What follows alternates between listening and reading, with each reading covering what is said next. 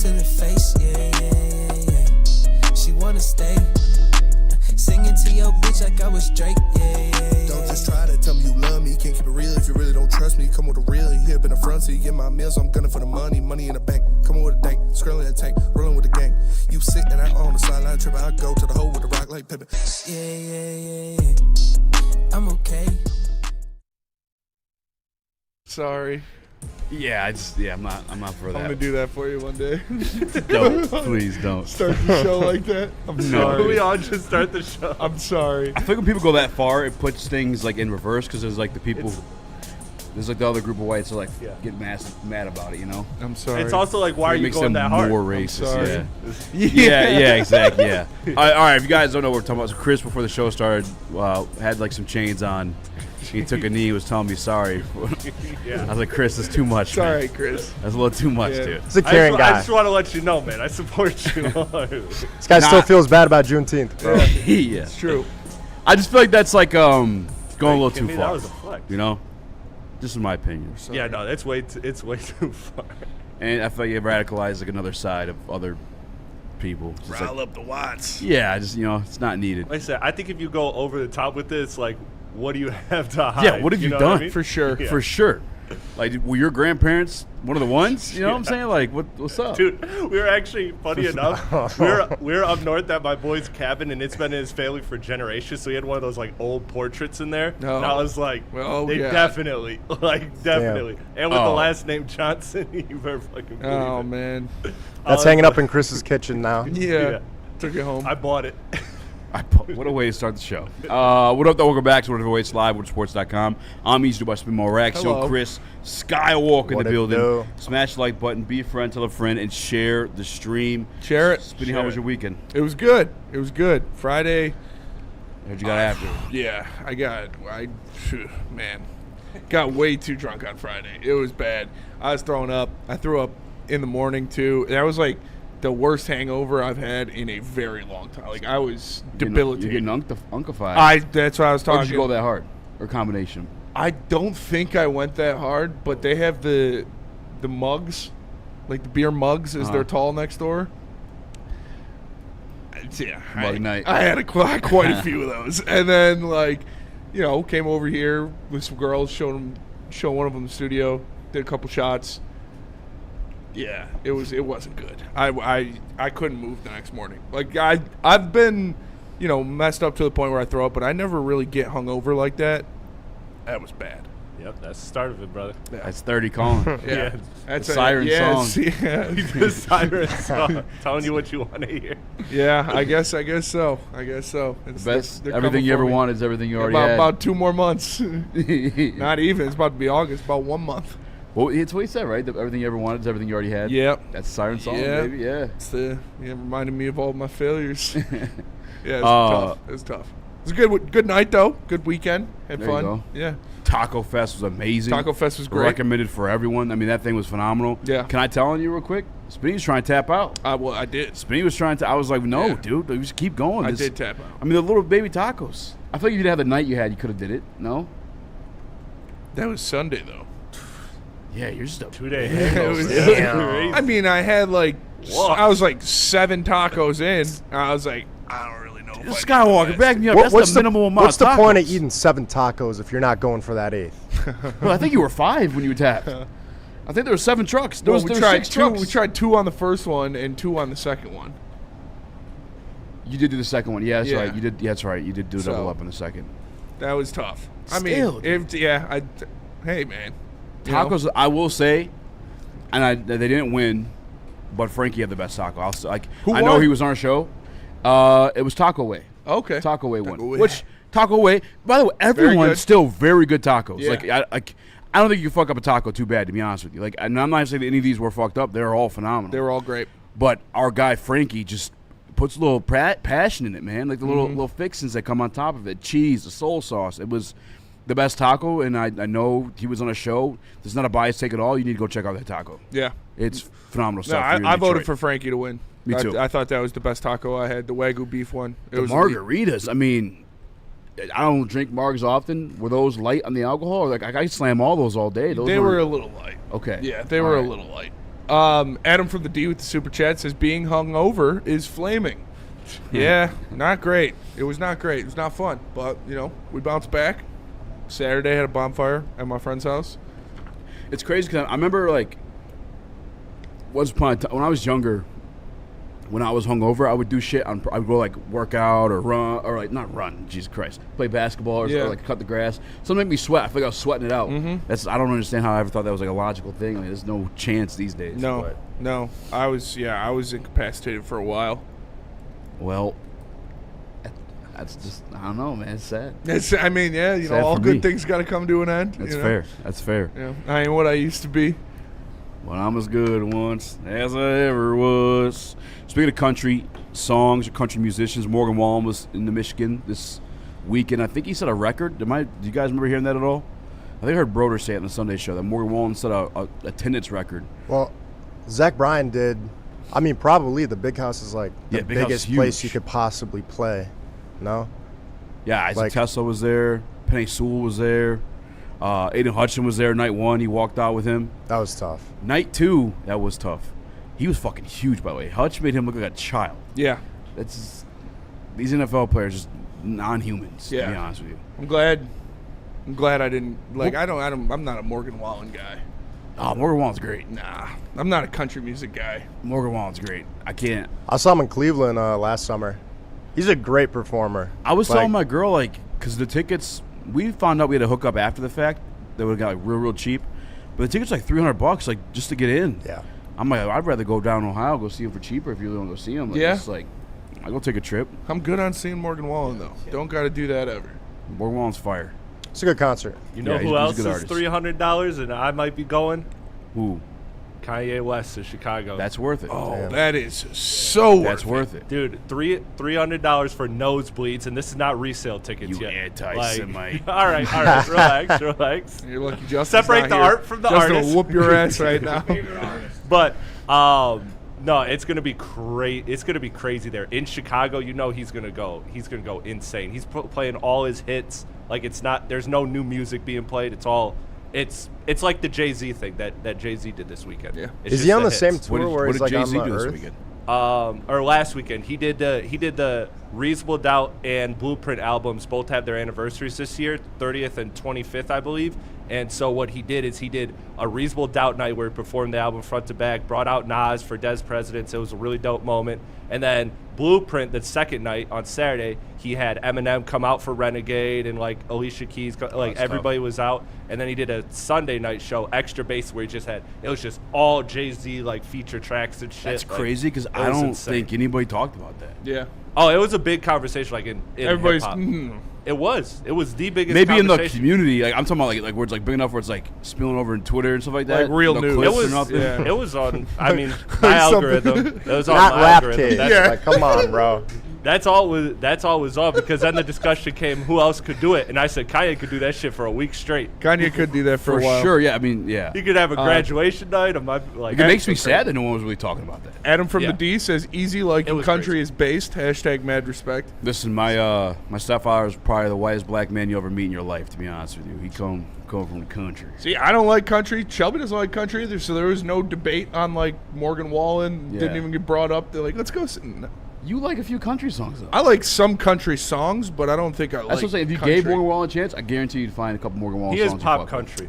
Yeah, Even see, I don't know if I yeah. like pop country. I feel like if I'm gonna listen to a country music song, it's gonna be Country. an actual country music song.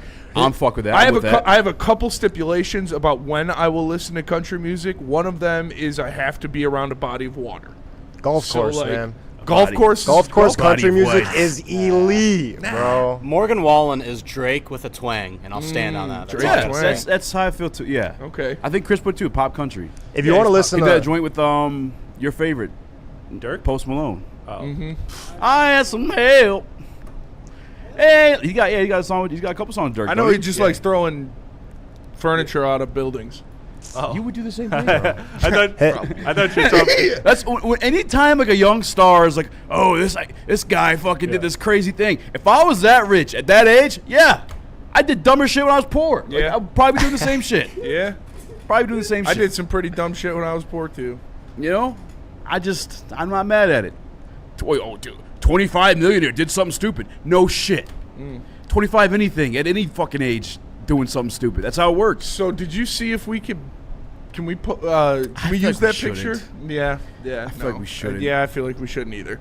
Oh, So don't use the picture of. Grabbed it with the tweet. Just don't use it. You know what? Okay, Let me All right. Because the guy who was doing blow at Miami Dolphins practice is now the interim head coach for the 49ers. So I wanted to put up the picture of him just railing lines off his desk and sending it to some like OnlyFans model or whatever, whoever he was talking to. Yeah, that's He's like, kinda crazy. I wish this was you. And I was like, damn it. rip the line. Like, listen, I had my time. That shit makes you say, do some wild shit. Yeah. To get fired over it, man, you're in deep. But hey, he's back. He's excited. He's the interim head coach of the 49ers since Kyle Shanahan. Like, I don't know what happened with him. He car accident. Yeah, I know, but like, I don't know. He's like he's fucked. He's down bad. His like face is fucked up. Well, hopefully he's okay. You hate to see that. Yeah, it's kind of. But NFL, all about second chances. You can do blow at your desk, and then you can be a head coach again. On camera. Nuts. That's like when people.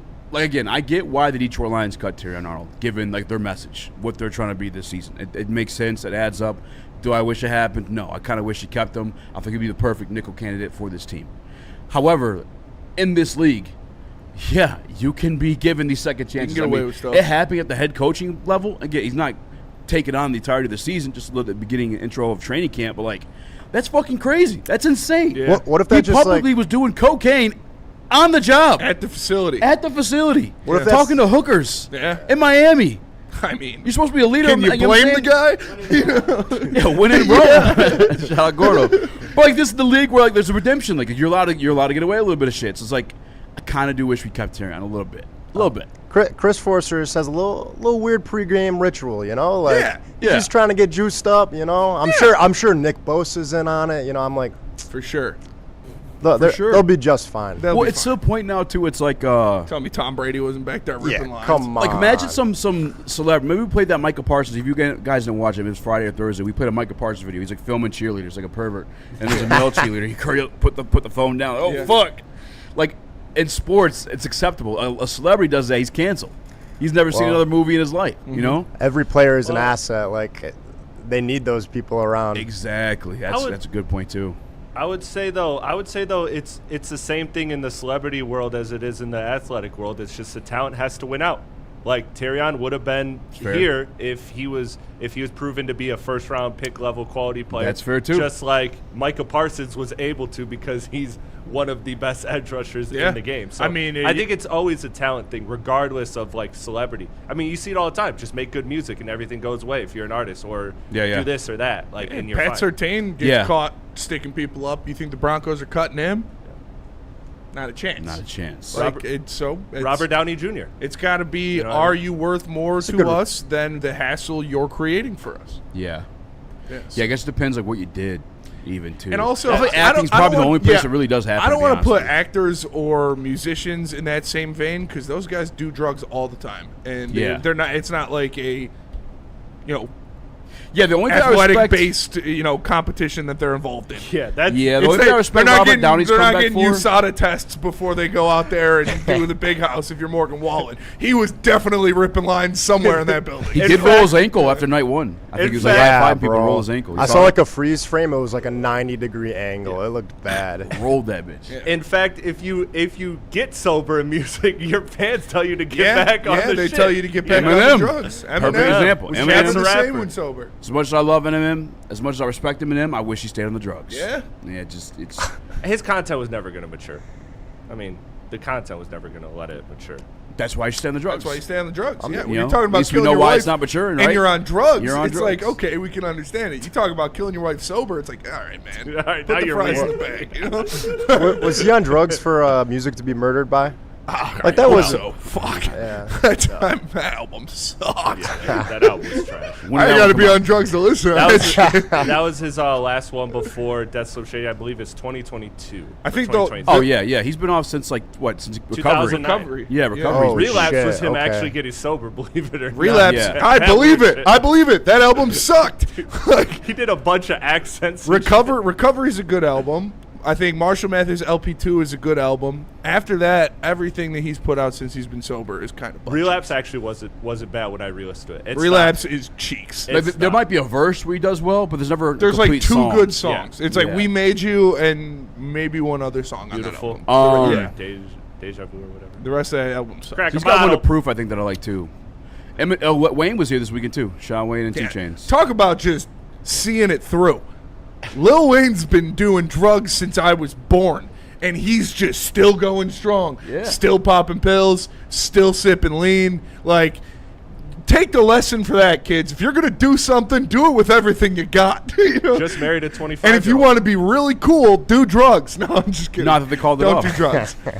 yeah, But honestly, Lil Wayne is the most successful crackhead of all time. All time. Yeah, him and Whitney Houston. But Wayne longevity That wise. was- He's sounds like Wayne's a still doing it too. It's not like he's slow. He has. I saw a video of all. him over the weekend. He did a podcast with Lil Dicky. He's like, "Yeah, I don't sleep." I'm like, "There's not a fucking chance you don't Yeah? sleep. I don't buy that one fucking lick. I do. 'Cause Guy he's like does 50 drugs.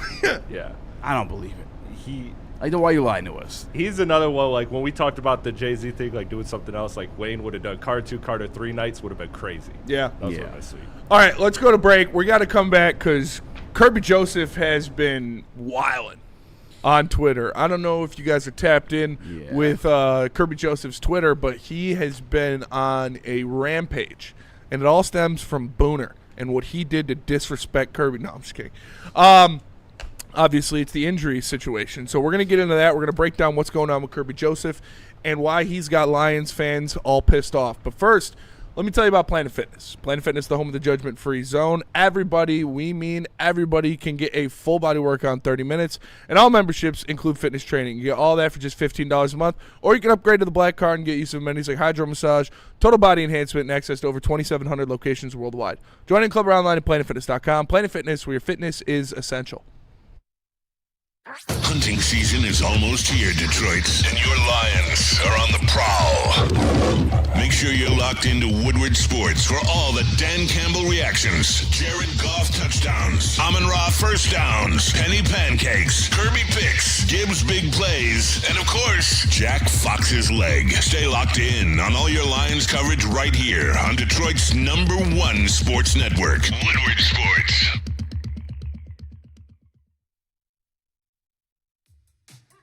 How do people feel about getting a Planet Fitness membership for $15 a month?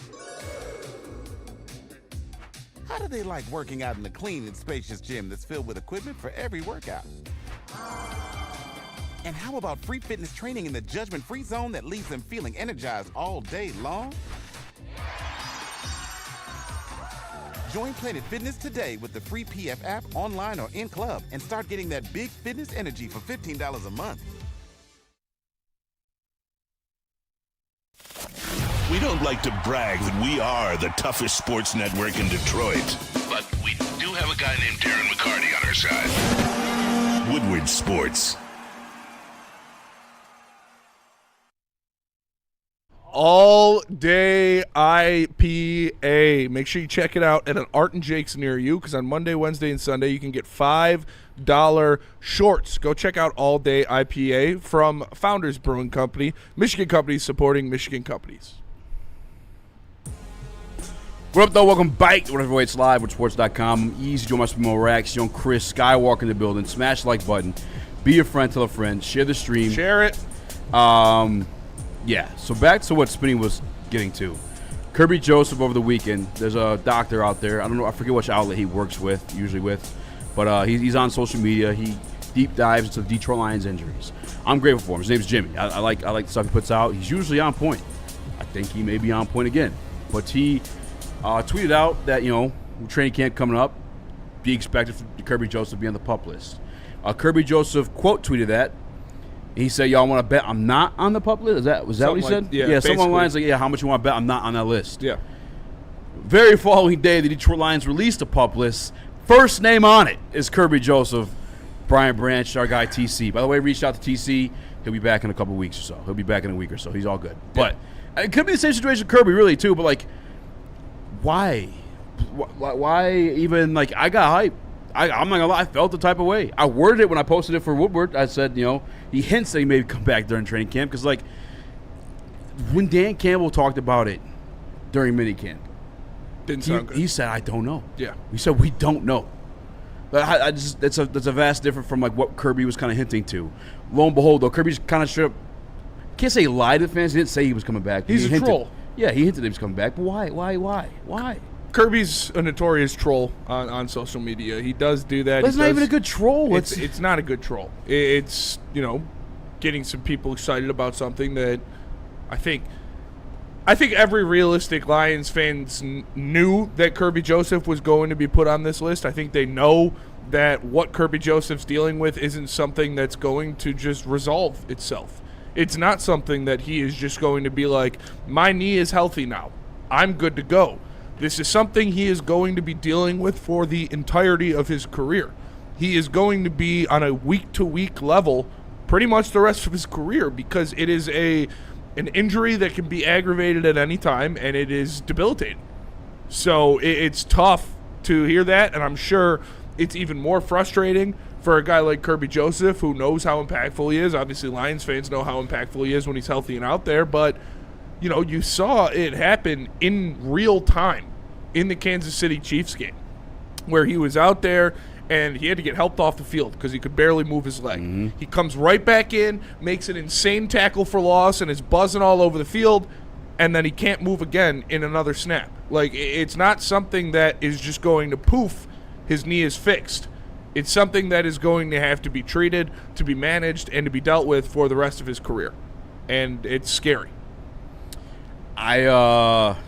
It's cartilage in his knee. You've heard Dan Campbell talk about it. This ain't like any type of speculation. Yeah. The thing about cartilage, doctors don't know how to regenerate it. Can it be regenerated in certain instances, but they don't know how it happens. They shoot it in there, and they wish for the best. That's literally what happens. Yeah. I mean, they don't have the technology yet. They take the stem cells, which can be turned into anything, but they can't make it turn into cartilage. That's just the one thing he's got going on with his knee right now. And yeah, I think it's a situation where they have to find a way to manage it. It's like almost like his knee has a health bar at this point. How many more times we throw him out there, and like, is it worth risking in training camp for a guy that could play at an all-pro level? I'm not quite sure. It doesn't sound good though. I don't want Kerby Joseph to take a snap this year until the playoffs.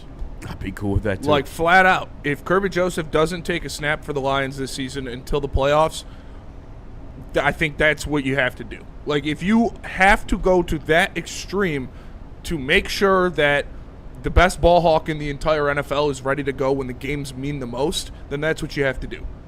And, yeah, can he stay off of, teasing Lions fans that he's going to be healthy and going to be ready to go? For sure. But also, like, again, you have to look at it from his perspective. For him, it's he wakes up one day, I'm sure, and he feels fine.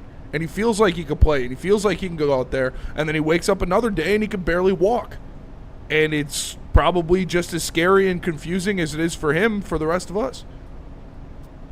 My only question with that theory is that, like, you see it all the time, especially in the NBA load management, right? Like, I don't know how that works in football because of the intensity. Like I would be very worried to put him out there in the playoffs. I'd be when he is medically cleared to play in the regular season, I need to see just how much conditioning he needs, just how much on-field reps and everything before I put him in the playoffs, which are the highest stakes situations where, as we know, the smallest margins determine victories and losses in that. So I'm actually quite opposite. I get what you're saying. I understand what you're saying, but I feel like with the intensity of football and just the uncertainty of his knee, I would rather them, when they feel confident, when he is cleared, when he feels ready, being able to throw him out there in the regular season and see what you have, because honestly, we might not like what we see.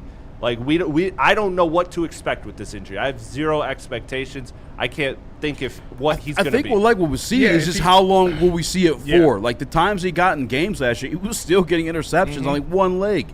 Like, Kirby's, he's just a fucking dog. He's a magnet to the ball. One tweet that he put out, and he ended up deleting this one too, but he says, "I can't tell y'all everything. Update for real. My faith is unbreakable. I can walk now. I'm not in hella pain no more, so I'm not dropping to the floor like in the Kansas game. If y'all want to know if I could play this season, just ask God, send some prayers." Like, that's not It doesn't sound great, man. It doesn't sound great. I feel like you almost have to, take a glance past just the game of football. Cartilage is a thing that everybody just gets worn down over time. Yeah. And that is one of those things that will affect him his entire life. So I don't want to see Kerby Joseph come in and injure himself. His career is already in jeopardy. The last thing we want to see is his health be in jeopardy. So kind of like we said, if we can wait till playoffs and he can be serviceable, whether he's playing at 75, 80%, if he can make a meaningful impact on this defense without getting carted off before the end of the game, I think that is best case scenario. But all that put aside, we just want Kerby to be healthy. Yeah, for sure. And they need him to. Like we've talked about, if the Lions actually want to do anything for real this season, if the Lions actually want to be a real deal contender in the NFC and, for a Super Bowl, they need both Kerby Joseph and Brian Branch to be healthy and playing. And Brian Branch, he's going to be fine. He'll be back. He'll be just what he was. He'll be fine. I can't say that with the same confidence about Kerby Joseph. K-Boo shout out says, don't you guys think if Kirby's career was over, they would have done an injury settlement earlier this year? I think they're trying to figure out how to manage this thing because he's truly a special talent. His rookie year, I was comparing him to Ed Reed. Thank God he came through on that one. Mm-hmm. But, he's just that special that, you kind of want to wait and see, can this be managed? How can we manage this? Because he's truly a piece that could help you win a Super Bowl. Go back again to the 2023 conversation we were having. That defense was ass. But what carries you was guys like Kerby making plays and turning the ball over. You kind of got to see it through. You want to be certain that it's over before you just end it. I think it's too early to tell, and they don't want to just pull the plug out, when there's a possibility that, he could keep playing and his career could go forward. Yeah. Because you can't do it. If you make the decision too early and you lose Kerby Joseph and he's still, available to play, that's just a double shot to the nuts. Yeah. So we'll see what happens, man. We'll see what happens, but it's I wasn't fooled by it. When Kerby went out there and tweeted, I bet I'm not on there. I bet you are. And the PUP list is not, he doesn't miss the first 4 weeks until they cut down to the 53-man roster. Yeah. So he still has some time. TC's going to be off the list by then. Yeah. Branch isn't. He's still going to be there. Yeah. Kerby, we don't know. If I'm making a bet on it right now, if I am putting a bet on it right now, I think Kerby Joseph will be on the PUP list by the time the team's cut down to 53 men. And I think he'll have to miss the first 4 weeks of the season. And I think he should. If it's even a question at that point, if it's what I think, it's probably going to be an obvious decision to keep him on the PUP list. But if it's a question, if it's maybe we can get him back by week 3, put him on the PUP list. Just keep him out. Let him rest up. Because like I said, I don't need Kerby Joseph out there playing against, as much as I've been hyping him up, Tyler Shuck. Yeah. I need him playing against fucking Matt Stafford. It's just a weird situation, too. Has anybody ever, sat out the entirety of the season while actively on the roster and then popped up in the playoffs? You know what I'm saying? You almost got to, sprinkle in a few games unless you're completely retired, like Eric Weddle when he came out for the Rams there. But it's a weird situation. The last thing I want to say, though, unless you guys will speak some piece of the injury, is I want to talk about these guys lying. I'm done taking these athletes' words for granted. I never actually did, but it's like when Demo last year, when they talking about David Montgomery requested a trade, and he quote tweeted, it was like, did Demo tell you that? No, but you're on Instagram liking comments about you requesting a trade. It was and then you call the asshole when I say you forced your way up. These guys lie. Mm-hmm. I don't know why. I don't know what there is to gain from it, other than fucking with the emotions of the people that help create their jobs. It's kind of annoying, to be honest with you. Just want to get that off my chest. Yeah, no, I mean they're humans too. They are, it feels good to have people root for you, and when you're painted in a negative light, whether it's true or not, they have a lot of sway over a ton of people. Yeah, and I know. As we talked about it, David Montgomery did great things in Detroit, and we are happy for him for sure. Am I happy that he wanted out of Detroit to go to another Super Bowl contender and split carries in their backfield? Absolutely fucking not. And neither should you. Yeah. Because he actively made the Lions worse and went and made a Super Bowl contender better. I'm going to be straight up, there's not really a positive light.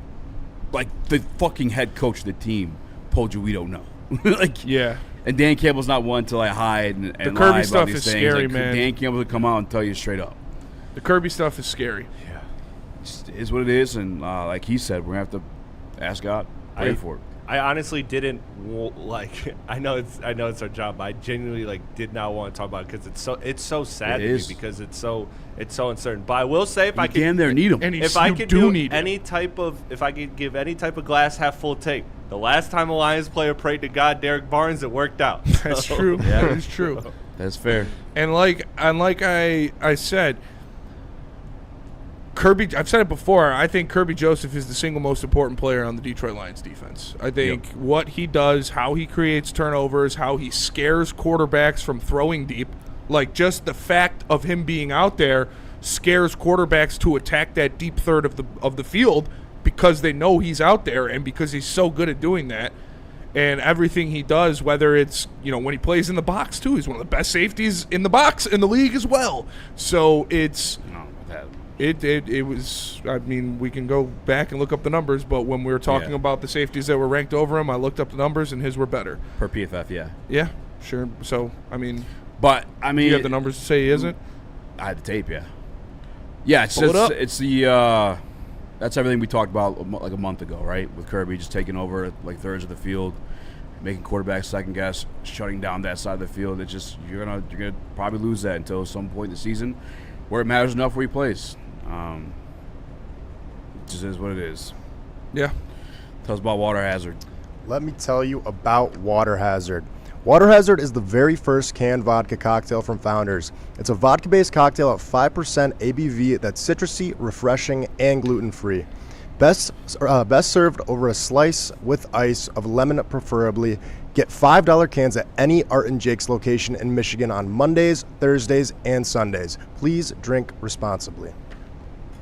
For more Detroit Tigers coverage, make sure you subscribe to Woodward Tigers on YouTube. All Tigers, all the time. For the hardcore Detroit sports fans who can't get enough of the Motor City's teams. All season long, you'll get non-stop Tigers content from on-field interviews, post-game reactions, and roundtable insight from Woodward Sports. Some days call for light, others lean bold. What about everything in between?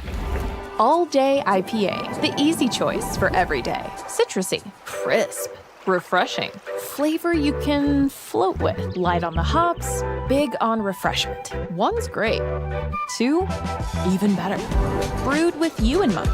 No shortcuts, no fuss. Big on flavor, never too much. All Day IPA. Hop into easy. Jameer Gibbs, breakout season, loading. Inside the 5, Gibbs to the end zone, touchdown! Woodward Sports, the most dominant Detroit sports coverage around. Most people think energy comes in a 16-ounce can full of sugar and neon-colored liquid, but you guys, you know better than that. It's time to upgrade your game with Thrive energy pouches. This isn't your daddy's dip. It's a tobacco-free, nicotine-free, mental powerhouse, packing 300 milligrams of clean, smart caffeine, including alpha-GPC and L-theanine. No jitters, no sugar crash, and zero bloating. Thrive can be found online at dipstop.com. Remember to use promo code WSN for 15% off your entire order, and exclusively at all Market Fresh and Market Square locations. Thrive, clean energy, zero distractions, they just effing work. What up, though? Welcome back to What Up Heavyweights Live, WoodSports.com. I'm easy to West More Rax, young Chris Skywalker in the building. Smash the like button, be a friend, tell a friend, and share the stream. A couple super chats we missed during the last segment. I believe the first one's from Randall Smalls. If there's any other, let me know. No, I think it's that one. Okay, Randall Smalls, he says, you guys ever watched the North Dallas 40? I have not. What is that? I don't know. I haven't seen it.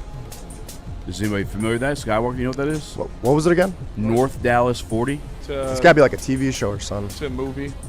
Football movie. Sounds like good. You have not seen it.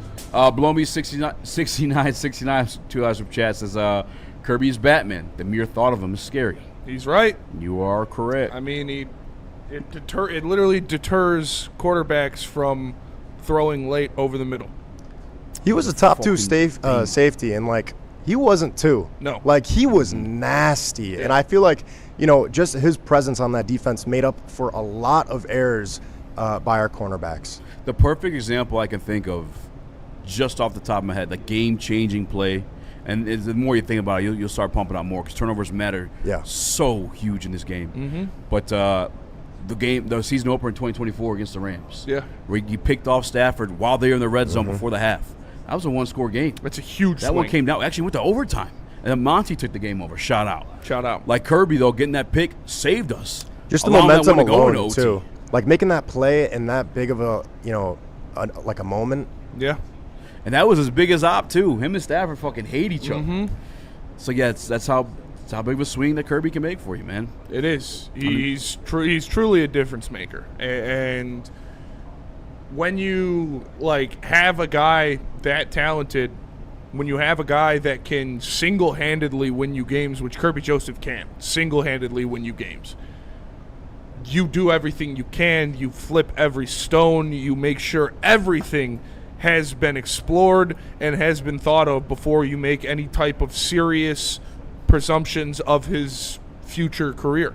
And that's why they're going to the steps they are. That's why they waited until they were completely eliminated from playoffs to even say, all right, he's done for the season, to shut him down. Because if you have even a chance of him coming back and being a guy, you take that chance. Yeah, I guess if there's any one position, I see it all the time. People bitch about Brad Holmes not getting another cornerback.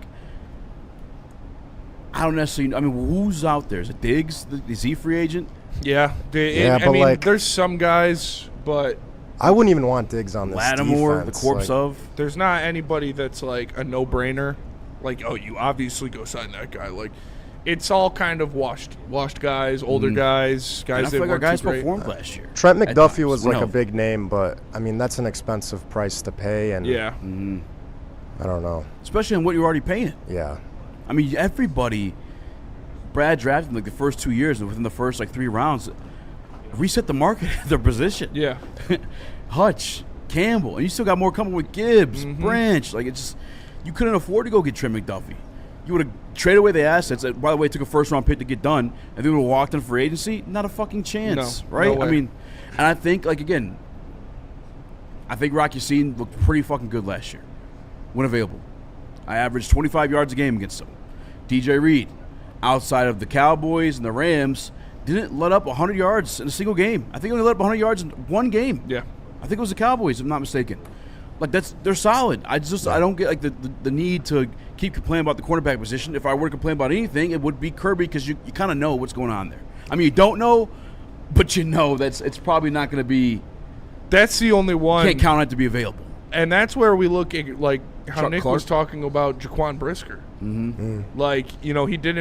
wouldn't want to come here and be a backup, but you could have sold him on, buddy, you're not going to be a backup. Yeah. You're going to play the majority of the snaps at safety because we don't know what's going on with Kerby, which is the absolute truth. So unfortunately. fucked. It really just reminds me of the whole. I mean, it kind of similar, but just the Todd Gurley situation. Yeah, just it's the same injury. A player at his absolute peak, on top of the world, just gets that taken away from him because of an injury. I don't think Kirby's is as aggressive or progressing as badly as Todd Gurley's was, or I fucking hope not, because then he's going to be. Yeah, he's going to be you got to flat think out running done. back too. You're fucking beating the shit out of your body every single time. Making a ton of cuts, Yeah, shit like that, and for getting sure. tackled, For sure. getting back up every time. So a little different, but I don't know, man.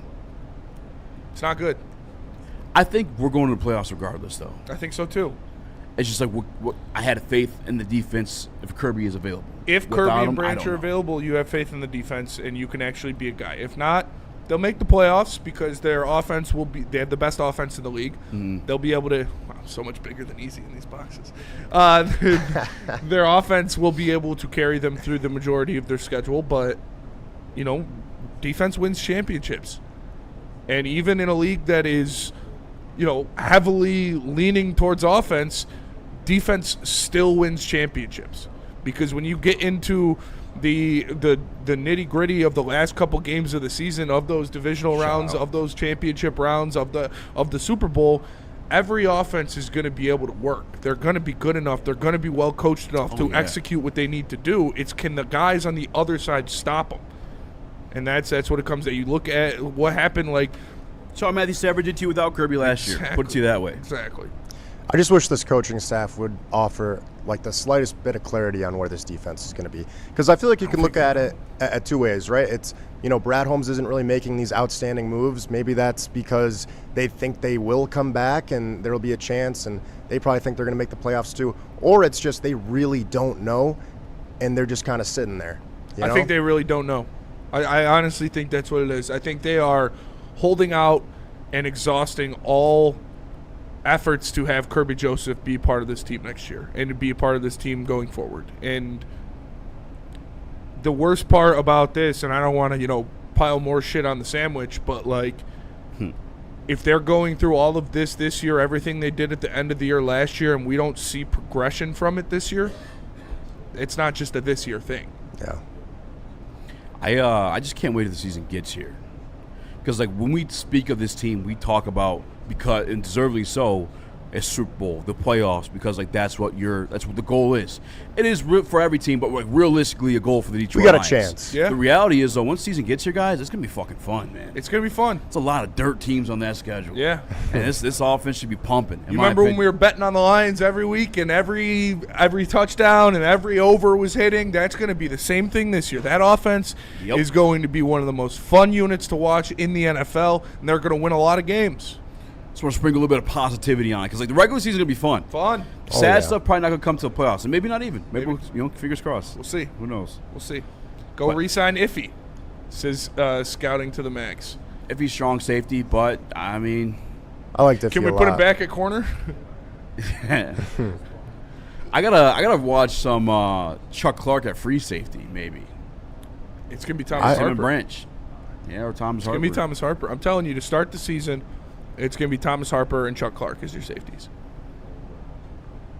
With Rock Yassin and DJ Reed on the outside. I don't know. You just got to hope that, they know this entire offseason they're going to have to step up. So maybe they are taking those steps to, actually. Individually, all of those guys aren't bad. Yeah. But all of them together as your secondary is a bad unit. You don't have a star on that unit. And if you've got a secondary without a star and your defensive line is still question mark, shit could get ugly for you pretty fast. Go on Vontae Max, Chuck Clark, start the season. And then I'll go Branch Clark. Just because I feel like Clark's I'm not saying a guy in the sense of fucking superstar. He's the best He's a option. vet. Yes. And that's He's what they been around the do. league. He's smart. They look put their to him best as a 11 out leader. there. They like to have those leader types out there in the secondary specifically because they can see the whole field. When they first trotted out this Detroit Lions defense, it was Tracy Walker calling the defense, not the linebacker. Damn. It's still going to say Jack, but they like having the smart guys in the back. Mm-hmm. I like having the smart guys in the secondary as well too. Me too. I think it's just I've seen it with Rasheed Mathis, Richard Sherman. These guys aren't athletically prime, but they were smarter. They were smart, making smart plays out there. Stanford graduate. Stanford graduate for graduate. sure. Shout out. Steve O'Baby says, Spencer, my question is, can the offense play for 4 quarters of playoffs? Because we've seen them score a lot of points, and then all of a sudden everything goes to shit. And, I think, this Lions offense is going to be back to the Ben Johnson-esque offenses. I do. I think they're going to be explosive. They're going to be protecting Goff much better. They're going to be more unpredictable, and they're going to be better on the beginning downs, which will lead to more success in sustained drives. But it's overall again, more defense, athletic. man. So you for sure at least will be able to run the ball, in my opinion, for sure. I think Goff's going to have a great season too. Yeah. They've done everything to put him in an even better situation. That offensive line is gonna be such a relief for him. Yeah. So. One more super chat before we get going. It's from Blow Me6969. Shout He out. says Keith Abney could be him. That could be an option for you. I like Keith Abney. I think he's probably a little bit more of a corner right now. And even then, we have our guy from ASU, Dom, come out. And he said he played outside corner, so even moving inside is a transition for him. So safety be even bigger one. Yeah. But maybe down the line. The Lions have done that. This regime specifically has done that with so many people. Yeah. Jason Kabinda, former linebacker, they moved to the fullback spot. Malcolm Rodriguez, linebacker, they moved to the fullback spot. They took an offensive lineman and made him defensive lineman. I can't think of his name right now. Was it Nate, I want to say? Yeah, I can't remember either, but I know who you're talking about. Yeah, they switch people all around all the time because they're just trying to get you. Giovanni Manu, he's playing left guard, now he's playing left out. Sione Vaki. Yeah. They draft football players, Yeah. If you've been found, right? Outside quarterback, they move to safety. called that, by the way, after he was drafted. Shout out. So, I mean, it could happen with Keith Abney. Who knows?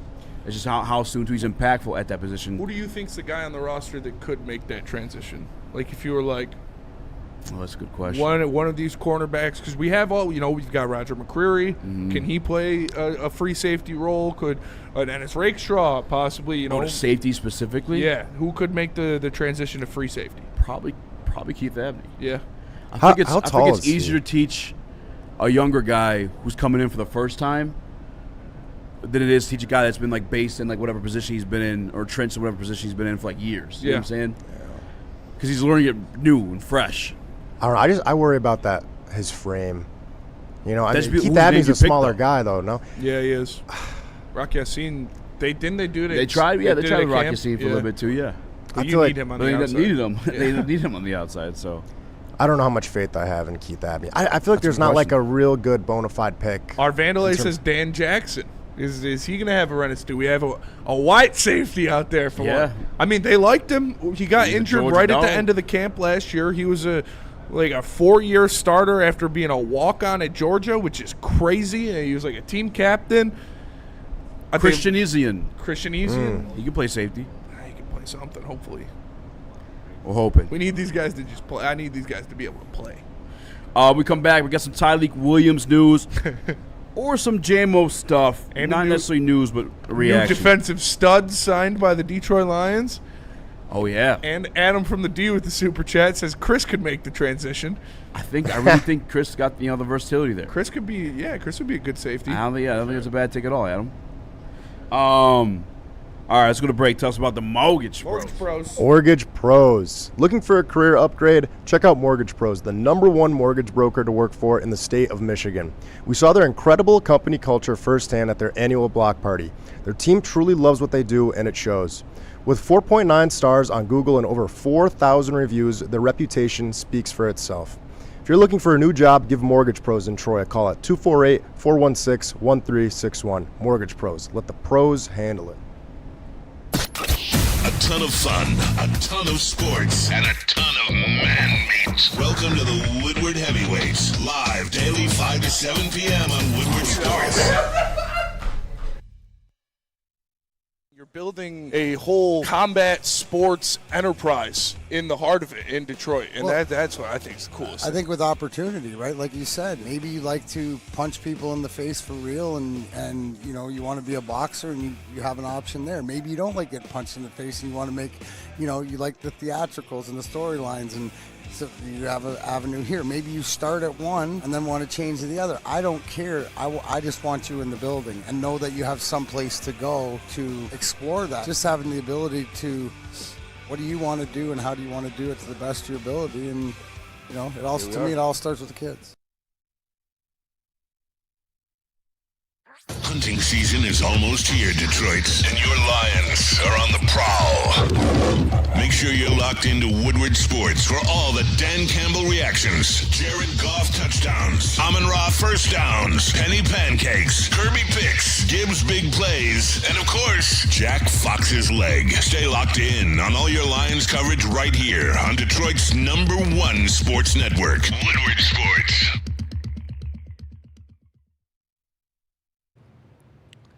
Buddy's Pizza, home of the original Detroit-style pizza. They've been doing it for 80 years, and they got more than just pizza. They got bread, they got salad, they got meatballs, they got chicken wings, they got it all. Make sure you save 10% on it all with the promo code 10meal. That's 10meal at buddyspizza.com. Check it out. Check it out. What up, though? Welcome back to Woodward's Live, WoodSports.com. EJ must be Morax, young Chris Skywalker in the building. Smash the like button, be a friend, tell a friend, and share the stream. Did I share it? I thought I made a poll, but I don't see it. You didn't. I don't see it, at least. I don't see it either. Well, let's talk about the Lions' new stud. New stud on the block. Lions sign Super Bowl champion linebacker from the Los Angeles Rams. What's his name even? Troy Reeder. Troy Reeder. Kind of a nothing burger. I mean, it's just going to be another guy that's going to come. I mean, got to gas up a little bit, but going to be another guy that comes and competes in camp for, that The linebacker spot is open, I would say. I think Derek Barnes and Jack Campbell are your two starters, but after that, obviously Malcolm Rodriguez, I would say, has the lead in the clubhouse, but these guys are always looking to improve and to get better and to create competition, and so they bring in another guy that's going to do something, maybe. I don't know. He's probably going to – if he makes the team, he'll be a practice squad guy – or, I mean, a special teams guy. Yeah, I was hopeful because I saw the tweet that he had started in the Super Bowl for the Rams. He said Super Bowl winning linebacker, and he started majority of that season as well too, but it was in absence of an injury. You know what I'm saying? It's because of an injury they started, and he played the Mike spot. But it's kind of like you said too, like the will linebacker spot right now for the Detroit Lions. As much as I love Malcolm Rodriguez, it's not a no-brainer. No. You know what I'm saying? Like, there's going to be a competition. Whether it's Jimmy Roller, Malcolm Rodriguez, and I would even put this guy's name in the mix too, because he started just as many games as Malcolm Rodriguez has, if not more. Mm-hmm. Played in the Super Bowl, right? So it's like, the tape I watched today, was he great? Hell no. He's not that athletic. Looks a bit slow, a little bit of a bruiser. He did a pass breakup on Amon-Ra St. Brown, though, in 2024. Okay. You know, peep that. Yeah. But it's just where we're at with the linebacker spot, to be honest with you. It's just not that exciting. You know, I mean, we already got our starters at linebacker, so this guy's just pretty much fighting to stay on the team and, you know, maybe bring some more competitive edge to the other guys. But, you know, I mean, maybe he balls out, right? But yeah. In 2021, he started 10 games. He had 6 pass defense. He had 2 sacks, 91 total tackles, 4 quarterback hits, 6 tackles for loss. I mean, he started 38 games in his NFL career. He's played in 106 games in his NFL career. So, I think he's got a good shot of making this team, and I think he's got a good shot of, you know, being the third linebacker on this team. Now, we'll see what happens, but this is going to be somebody that will pump that competition up a little bit. 2 picks in that season he started as well, too. Mm-hmm.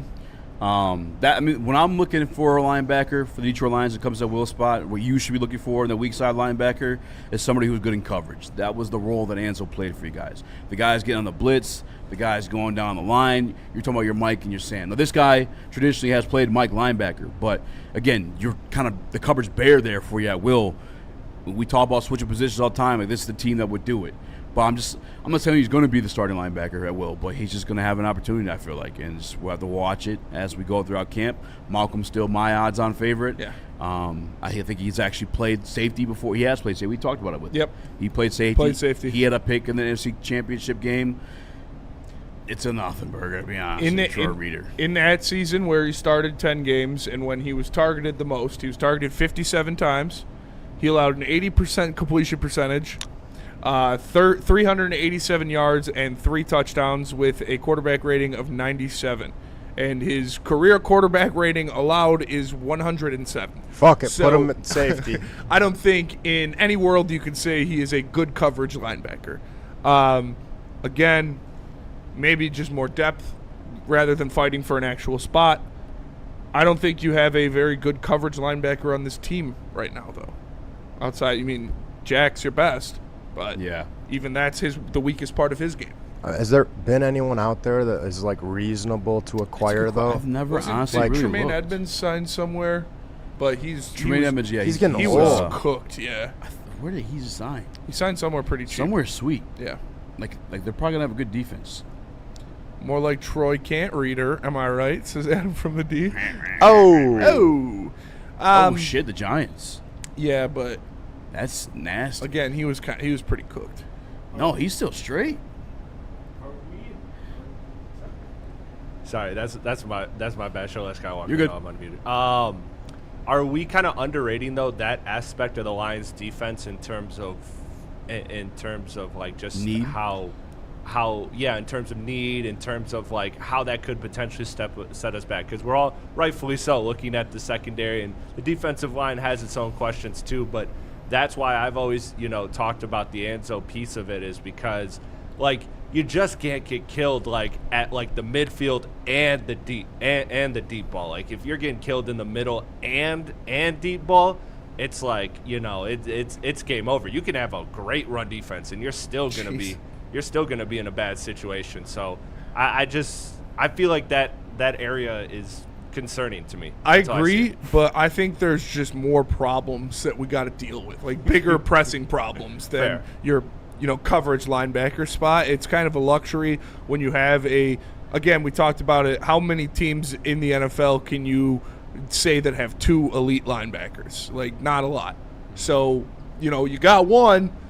Would it be nice to have Anzo still or to have a coverage guy? Sure, but we got to find out who's starting at safety first before we're nitpicking that one as much. True. I think that's why it's not – like if the rest of the defense was sound and set, then, yeah, we'd be talking a lot more about that spot. But it's just there's a lot of question marks on that side of the ball. Yeah, we had the conversation, I think, last week about the linebacker spots. I think as long as you have that main Mike, you should be straight. We went over the top 10 linebackers in the National Football League according to ESPN. Only 2 of the guys had a Super Bowl. It's is it nice to have? For sure. Is it a need? I don't know. In some scenarios, I feel like their surroundings create the player. Like, for instance, Zach Bond. Special teamer before he got to that Eagles team with Jalen Brown or Jalen Carter. Who was the other big guy they got on the line there? Jordan Davis. Jordan Davis, You know what I'm saying? They had Fletcher Cox. Yeah, Fletcher Cox, Nolan Smith, Brandon Grant. Linebackers specifically, that defensive line can make you. I mean, we had promising years of Ashley Palmer in Detroit. And Latavion Smith. No. God damn. But literally guys who left here and became nothing. Oh, man. And guys who were nothing coming into here. But then they got on a defensive line with Nick Furley and Ndamukong Suh and Ezekiel Anza, and they're out there fucking balling. You're like, damn, Ashley Palmer's fucking. He might be really fucking good. There was other one linebacker that's actually good, but he got hurt, and I can't think of his name. Levy. DeAndre Levy, Yeah, DeAndre Levy. Levy. I was going to say Levy. He was a dog. Yeah. There was Kevin Smith. There was another one, too. There was another middle linebacker that we had that was good for 2 years. Tolik? Well, no, That's not the one I'm thinking about. Tolik and Levy were actually good linebackers. Actually, I'm looking it up. Damn. Ashley Palmer and this other, I want to say it was Whiteside. Or something like that. Was it Tahir Whitehead? Yeah, Tahir Whitehead. He go. had 2 seasons where I was like, well, fuck, we got a guy. Yeah. Nope. So exactly. Your surroundings at the linebacker spot can make you look a lot better than you are. Yeah. Super chat in there from Adam from the D. He says, if Troy Reader starts even one game, I'm going to Elijah Bieniemy myself. All right. Yeah. Too soon. It's not that bad. Too soon. You're going to shoot your mom? He said myself. He started a Super Bowl, guys. Yeah. And they won that game. DBK, 187. Another example. Linebacker spot, not fucking, the need. He was a member for 9 months. He said, Kelvin Shepard running a bad defense scares me. I just don't know. I think you had more bad players than you did a bad defense last year. Well, I think that's what he means.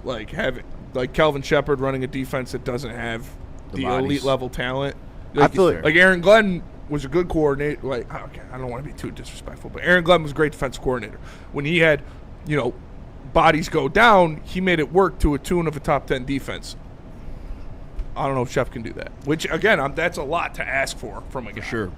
I feel like this is definitely a big year for him, but he went from just being a position coach to this now. He hasn't. 1 year? Yeah.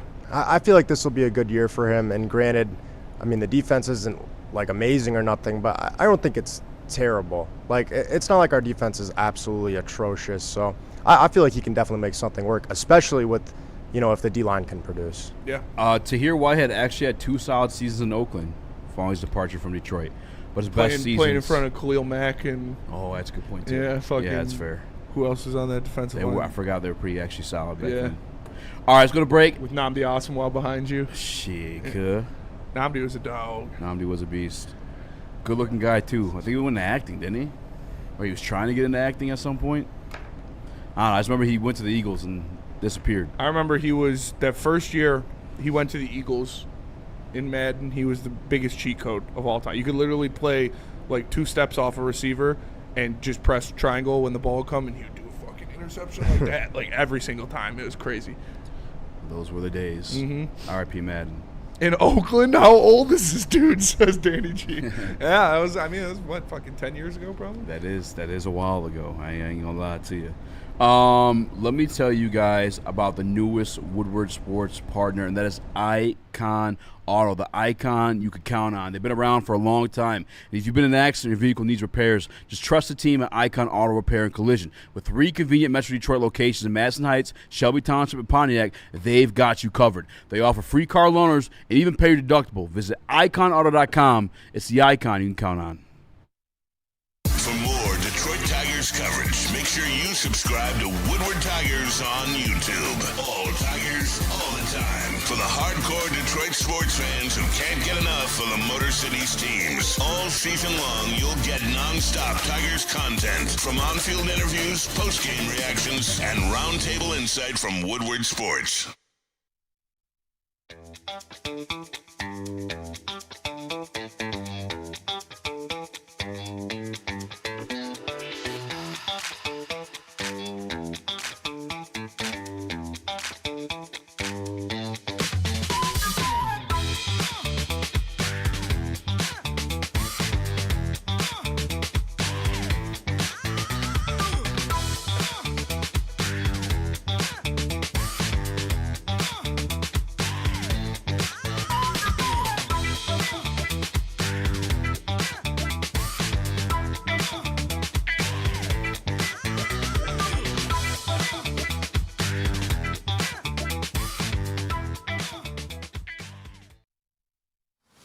Jameer Gibbs, breakout season, loading.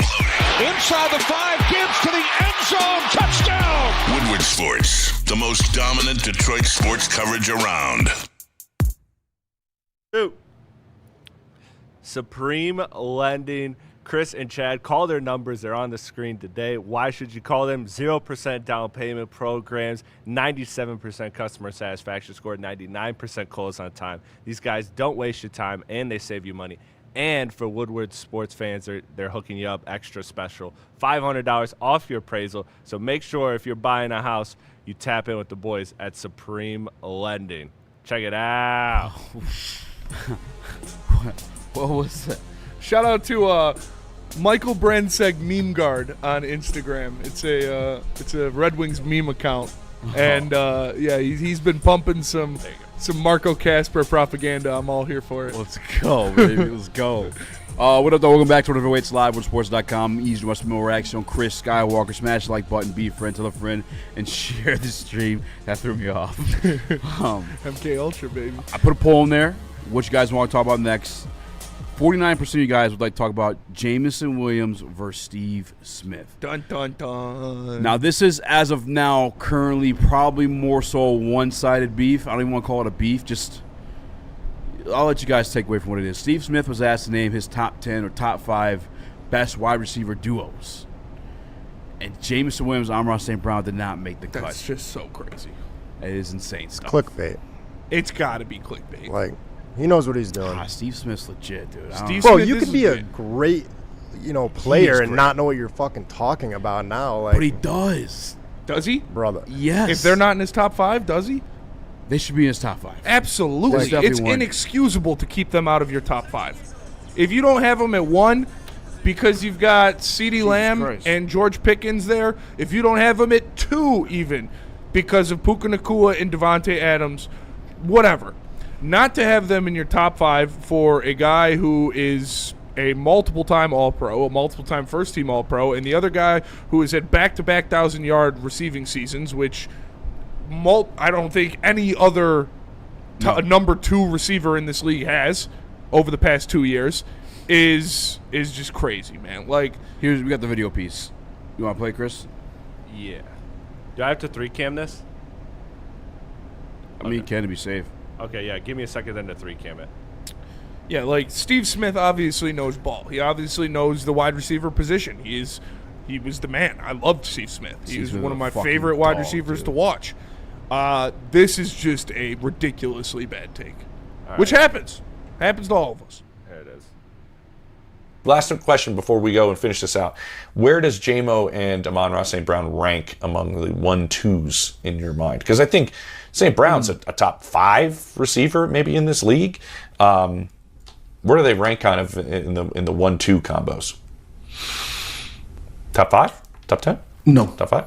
10? They don't. Here's why they don't rank top 5. Here's why. Yeah. Because J-Mo is still working. Okay. Right? When I put here's the thing. If you remove J-Mo's speed, is he better than T. Higgins? I think right now T. Higgins is better, even if with J-Mo's speed. But I'm taking his superpower away. Oh. What, man? What the fuck is that, Steve? If you cut off his leg, is he better than the other guy? Like, what? No. If you remove Jameson Williams' speed, is he as good as T. Higgins? No, he's not. If you remove Tom Brady's ability to throw the ball, is he as good as Patrick Mahomes? Like, how you could say that about literally anybody. I get what he was trying to say. In fact, I was trying to make this point just the other week when we were talking about George Pickens versus Jameson Williams. There's just George Pickens better at everything else other than speed. And run blocking. I'll give the J-Mo too. But he went to the extreme with it. Yeah. Like, for no reason. I mean, there's even another clip that I saw, Everything King post, where he's just like, he's talking about a game where Amon-Ra went down and J-Mo disappeared, but the most recent game that happened was the Packers game, and J-Mo had 7 catches for like 144 yards. Yeah. Like, J-Mo went fucking stupid in that game. Thanksgiving Day, Jameson Williams, 140 yards and a touchdown on like 7 catches when Amon-Ra was out. What Steve is great at is projecting these receivers, watching their tape, and giving the breakdown of them coming into the league. I don't know that he's keeping up with them then after, because this Jameson Williams take it's pretty bad. Very bad. I mean, you can't have them outside the top 5. There's probably 2 duos I'd put ahead of them when healthy. It is chasing T. Higgins, Pickens, and Lamb. Those are the only 2. Yeah. Not Puka and Devontae? Okay. Well, no. Maybe 3. Maybe 3. But that's it. They're still in your top 5. Yeah. Even in that scenario. It's just crazy. I think he's just trying to say, which it doesn't even make sense, but he's just saying he's like a speedster or something, and that's it. Like, there's a lot more to Jameson Williams. It just gets, I don't want to say overshadowed, but like, he's fast, and like, that just works for him, you know? And if it works for you, you know, you don't have to fix it. Yeah, if you take away Tyreek Hill's speed, would he be the same player? If you take away Jahmyr Gibbs' speed, is he going to be the same player? Like, you can't say that shit. It is, yeah, that's his best attribute because he's the fastest fucking player in the NFL. That has to account for something. I get what he's hitting to. He's talking about the hands. Some of the hands and the routes. The routes, like, by the way, the ones that he runs are fucking clean. Like, he's a good route runner. It's just the bag isn't fully dumped onto him. But it's all that's a little bit by design, too. It's like, okay, you're really fucking good at this. No one can stop you at it because you're really fucking fast. Yeah. I'm not going to have you run too many other things. Yeah, why would you have, you don't need him running all these complex routes. Outside of the screens, we got to, relax. Outside the Packers game, we got to just chill in the fucking J-Mo third down screens, which I think will happen this year now that John Morton's fucking gone. But I get, again, it's the hands. I think that's what he's trying to get at. Hands, body control, that kind of stuff. But J-Mo, I mean, just the duo in itself is the top 5 duo. There's nothing else to say, to be honest. It's disrespectful to Amon-Ra at a certain point. Like, Amon-Ra, like, we're lucky to have J-Mo, to the side of him, but, like, yeah. I mean, just him and, like, any serviceable wide receiver is, like, that's top 5 consideration based off his talent alone. Absolutely. I think you can even make the argument, too, that, like, out of the top 5 duos in the league, this is the one that complement each other the best. 100%. You got the one guy around the short, cute, in the middle routes, and you got the one guy taking it all deep. Mm-hmm. You can't, I don't know. I got to maybe watch that video in its entirety. Maybe he goes back on it the more he starts listening to names, because I got to see what duos is he putting ahead of him. Because this is really just a 3. And one of them is debatable. Yeah. I would actually still put him in there. Devontae Adams had a tremendous year last year before he went out. With Matt Stafford. Yeah, but still. Puka Nacua, arguably a top 3, top 5. Devontae Adams was fucking balling. Philly Lion with the super chat says, if Pat Mahomes had no arms, would he still win championships? Steve is burnt out. I mean, yeah, it's just, I hate arguments. Maybe try to holler at him. Try to get him on the show. What if he's not fast? Well, I mean, yeah, he probably wouldn't be in the league. I guess we'll never know. Yeah, what? Remember he's fucking that guy's wife? He started tagging all these companies? Yeah, that shit was Steve Smith is fucking my wife. Yeti. Yeah, that shit was crazy, dude. How even were they sponsors of his or something? Probably, I don't even understand. But still, he's like, at Taco Bell, Steve Smith's fucking my wife. The hell you want us to do about it, buddy? Gordita? Yeah. Awful, dude. No one gave a fuck. That of course he is. I feel so bad for that guy. Yeah. I don't know what he thought was gonna happen, But yeah, like Yeah. at ESPN, Steve Smith's banging my wife. Sorry, dude. It's gotta hurt worse when someone cool fucking your wife. Actually, probably hurt worse if someone that's a loser. Well, if some loser is doing it, like, come on. Yeah, Steve Smith's fucking your wife. You're like, okay, Steve Smith. That's Steve Smith.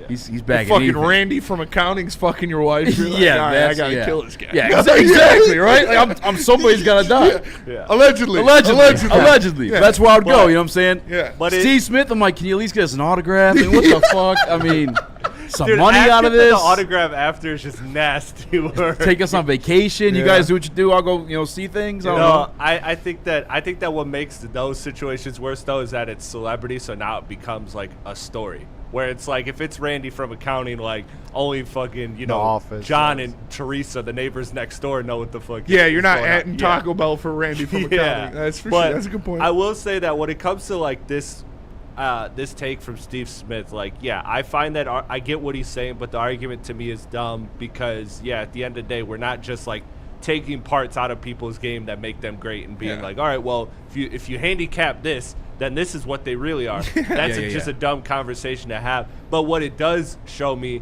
is we see this time and time again.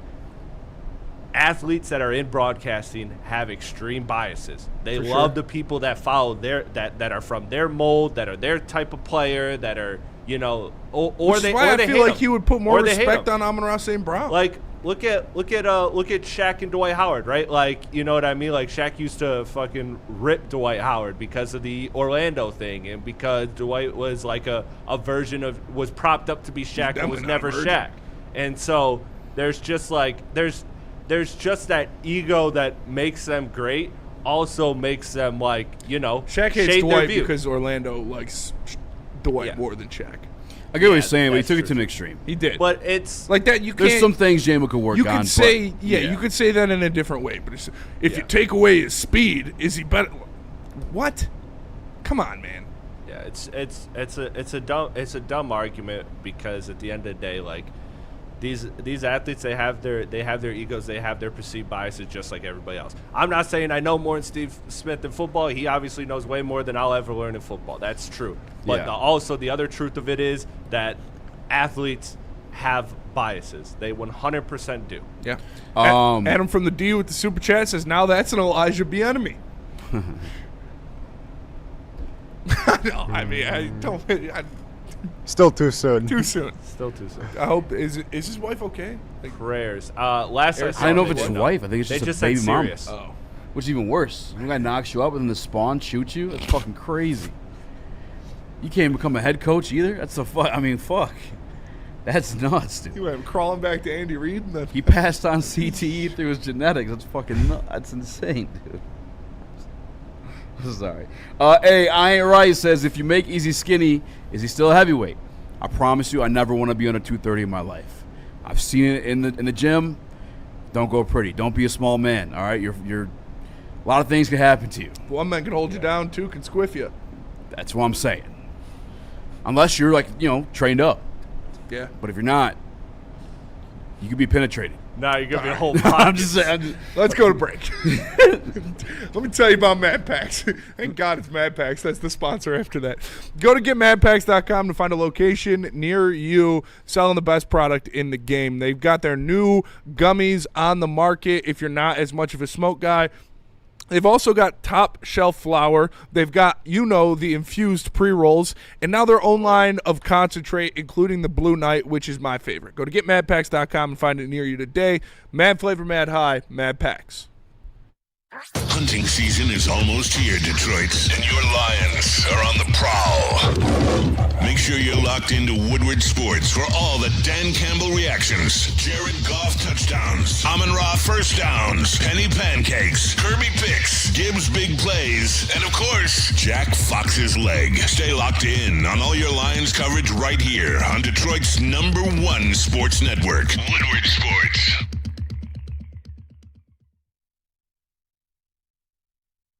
It's game on at Art & Jake's. Wings, burgers, pizza, and ice-cold drinks served up with attention to detail. Wall-to-wall TVs, great service, and a vibe that keeps your crew coming back. Art & Jake's, a sports bar setting with a fine dining flavor.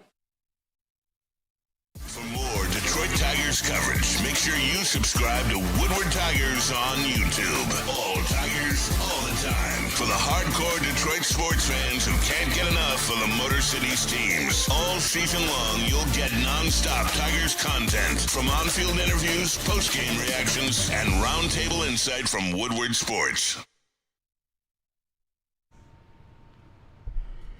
Guys, Art and Jake's is my spot. All right, there's one weakness I have. There's many weaknesses, but the one weakness I have is Cookie Bliss. All right, but don't get it messed up. They got protein there, too. The wings are great. I mean, the food is great. That's the sell on Art and Jake's, to be honest with you. You go anywhere and watch a game. But why not go somewhere where the food is excellent? That's why it's Art and Jake's. It's a sports bar setting with fine dining flavor. I mean that, too. You're going to go sit around, drink, watch a game. Why go somewhere, no offense to you, that doesn't serve food or at least have good food? Once you found Mount Chalet, where you at every night? Yeah, I'm at Mount Chalet. You gotta pick a good spot, man. Wait, Easy, what's your other weaknesses? My other weaknesses? Yeah. Growing up, it was bench. Bench was a weakness of mine. That's a I common still one. performed well, like, Wait. physically. What? Bench in bench press? Like benching? Yeah. Okay. What I don't know. I had no idea what you meant by it. He can only sit down in chairs. Yeah, I just can't sit down on benches, man. I'm definitely scared of benches. I hope you were a starter then. Come on, I don't want running. I'm not a big fan of running. I'm not. I think it's fucking stupid. Incline walking, that's where it's at. Yeah, that's where you make your money. When I do it, I do the farmer carries. Just grab the weights, walk around for a little Farmer bit. carries. You know what I'm saying? That's farmer good for your carries are nice. core too. Yeah. Oh, I love them, dude. DBK187 with the super chat. He said, "You guys see our City Hall in Muskegon got raided." No way. Shout out J6. The dream lives on. I believe it though. That's crazy. Vita Vea requested a trade. They can't keep us under wraps for too long. I can't even get excited for that. We ain't getting them. Is that true? Yeah, it's 2 times now. Wait, what? Shot in DNC. I don't think they're in sequence. If not, I mean, I'm calling a wellness check on DNC.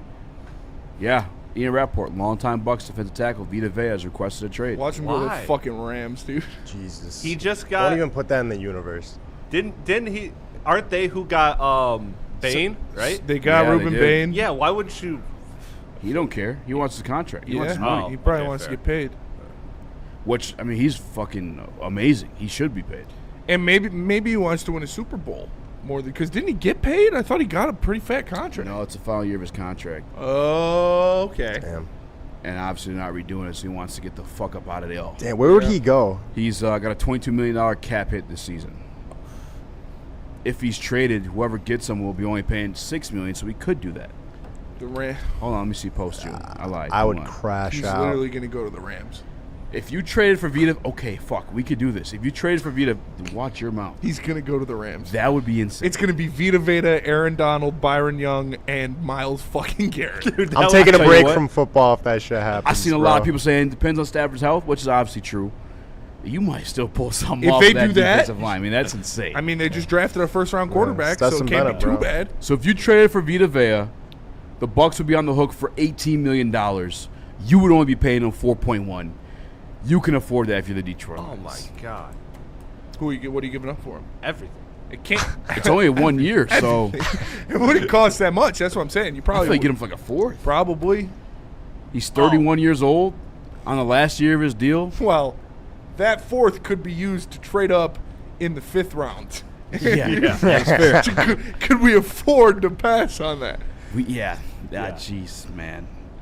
But then that cuts into who we're about to talk about now is Tyliek Williams. He's going to the Rams, bro. That would be insane, dude. Who cares? I could see it. Why wouldn't the Rams do that? You're all the way in already. You're telling me another 4th-round pick's going to break the bank? Nah. I'd give them a second. If I was the Rams, I would pick up the phone and call Tampa right now and say, I'll give you a 2nd-round pick for Vita Vea. Nobody else in the league will do that. If you want the best return, you do it right now. They trade it to him. He wins the Super Bowl. He gets paid. And then they get a pick back because he's going to get a fat contract. Oh my God, yeah. I'd love to sit here and that's a fucking great point on that. That's a great point on that. I'd love to sit here. I can't even fake that we would trade for Vita Vea. There's just not a fucking chance in hell we would. Brad's not going to do it for the assets. He's not going to do it because Tyliek Williams, and he's 31 years old. I mean, it's just I don't know. He's going to the Rams. If it's a position of need, I'd say you're entertaining for you guys. Sean McVay might personally really. spot $4 million just to get him. Like, I would. I would. If I was Myles Garrett, I would say you can take the money off of my contract and give it to Vita Vea. This guy, Myles Garrett's already one of the most richest players in NFL history. An extra fucking $6 million to have a potential defensive tackle combination of Vita Vea and Aaron Donald. Head up from the D. Can I interest you in Kerby Joseph? He's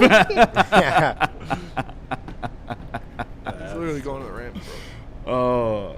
I can't pretend we're going to trade for Vita. We're not fucking trading for Vita Vea, man. He's going to go to the Rams, bro. By the way, Vita Vea, one of my favorite non-Detroit Lions in the NFL. I fucking love watching that guy play. He's a fucking demon. Game changer. Yeah, go back to that Week 2 game. I think it was 2024 it happened. I don't know what season it was. Yeah, 2024.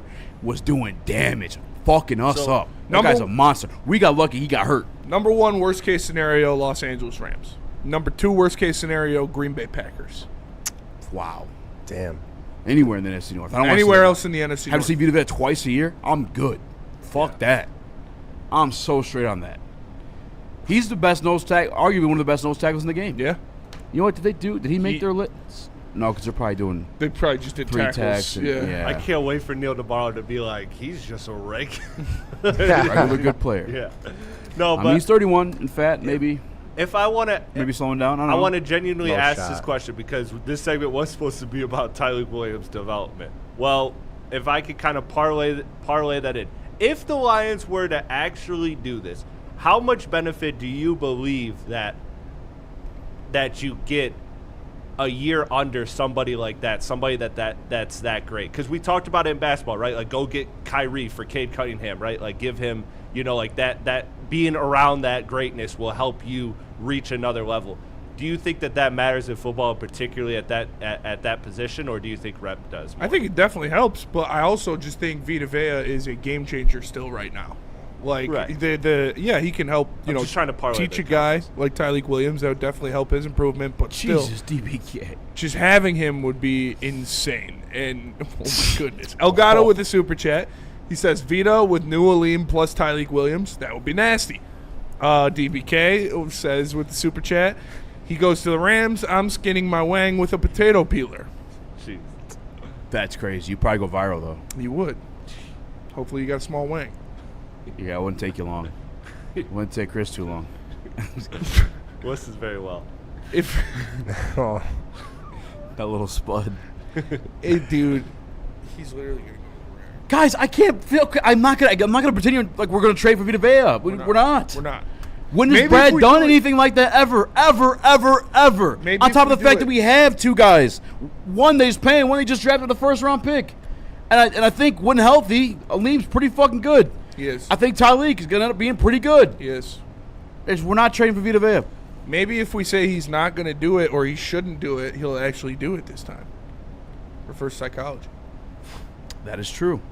Then that could free up to Aleem to play at edge, which they love putting him out there. I don't care, dude. I would if it means Aleem being an edge rusher, go give Vita Vea. But literally, he's gonna go to the Rams. He is. Because nobody's gonna offer more than what the Rams will be. Because you're not gonna have to give up a first-round pick to him to get him. Jordan Schultz confirms what we were kind of speculating. He wants a new contract. That's the reason he wants out. Thank God. Just pay him. So another reason we're not getting him. Tampa Bay, pay him, please. But if he get him out of the NFC, I'll be cool with that. Hmm? Get him out of the NFC, I'll be cool with that too. Packers pretty realistic. I'm not gonna lie. Packers would be like crazy. He gets the opportunity to play with an absolute young stud, Micah Parsons. Like D Hint with the membership for 16 months in the chat. We appreciate you, brother. He says if it makes sense, Brad will not do it. All right. Wow, Dante 151. Damn it. That's fair. Coming to this point. Dante 151 says watch Vita Vea goes to Seahawks or the 49ers. I could see the Seahawks maybe. They got the bread. It would be a Vine video. That's how small it is. Yeah, man. Says DBK.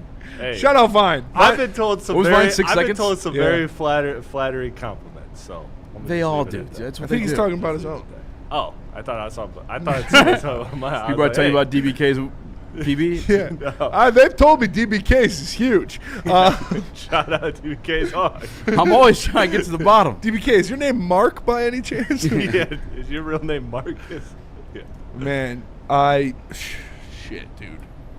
What do you think he goes for, though, for ultimately? Probably like a 3rd, 4th round pick. Yeah, I think so, too. What's a DNC said they want to be compensated. For sure they'd like to be compensated because we're paying the $18 million, but he's 31 years old, and other teams have to pay him, too. I think they're going to have like a 4th round pick, probably. What's a team, though, that it makes sense to pay him long term? To give him that contract he's Texans? actually looking for. Maybe. Dude, he'd be nasty on the That'd tag. be fucking That would crazy. be nasty. That'd be nuts. Honestly, Did Neil Hunter get the traded? Packers make sense, dude. Stop saying that. It does, though. They lost Wyatt. They just traded. They just paid him. Oh, who'd they lose? Found him. Kenny Smith. Oh, yeah. I think it's Kenny Smith. No, it's Kenny. They just traded Kenny Clark. Kenny Clark. Yeah, to the Cowboys. To the Cowboys. Vita Vea to the Cowboys. Put him next to Quinnen Williams. That'd be pretty nasty. Get him out of the NFC. Maybe the go Jets. To the AFC. Maybe the Jets. Makes sense for them. They A got all lot the of money in the money. world. They need an interior defensive guy. Aaron Glenn loves to stop the run. Vita Vea, probably the best run stuffer in the league. If he goes to the Jets, I mean, good for you, brother. That's just selling your Giants. soul. Can the Giants afford it? No. They had to get rid of Dexter might Lawrence be because they able to. can't afford him. Yeah, but it's different. There's just different money. Dexter Lawrence money versus Vita Vea. Is it, though? Yeah, 31 years old. Yeah, that's fair. I'm looking at teams that drafted an edge. I mean, that's probably the teams I'd be calling.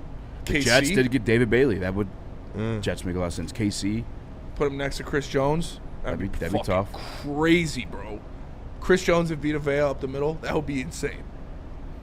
Patrick Mahomes literally could play with no arms, and they'd probably fucking... Probably.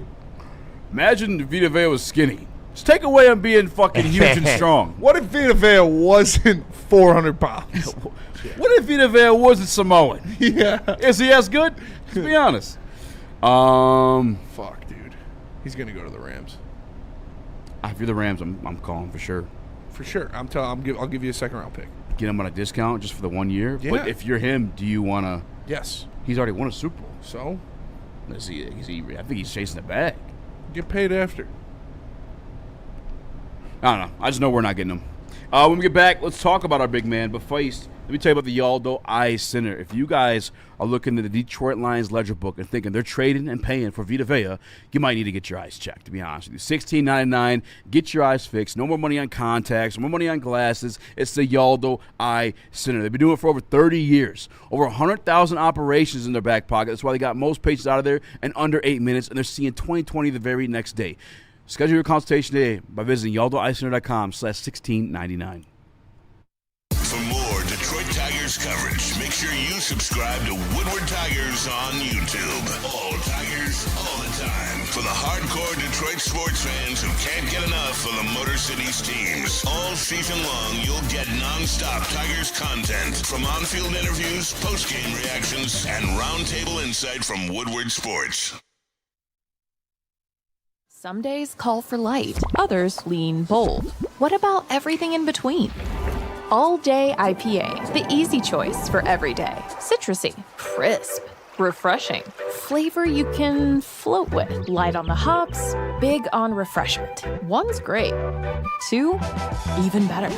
Brewed with you in mind. No shortcuts, no fuss. Big on flavor, never too much. All Day IPA. Hop into easy. Jameer Gibbs, breakout season, loading.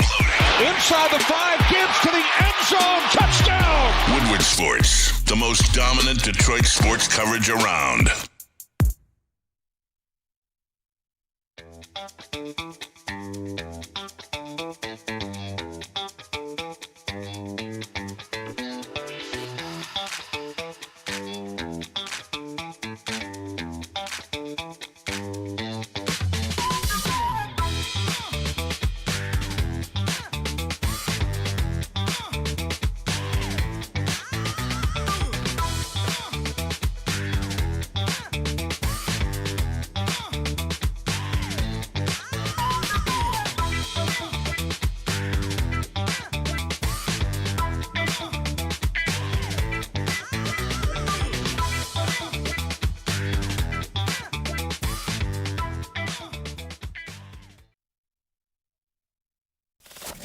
We don't like to brag that we are the toughest sports network in Detroit, but we do have a guy named Darren McCarty on our side. Woodward Sports.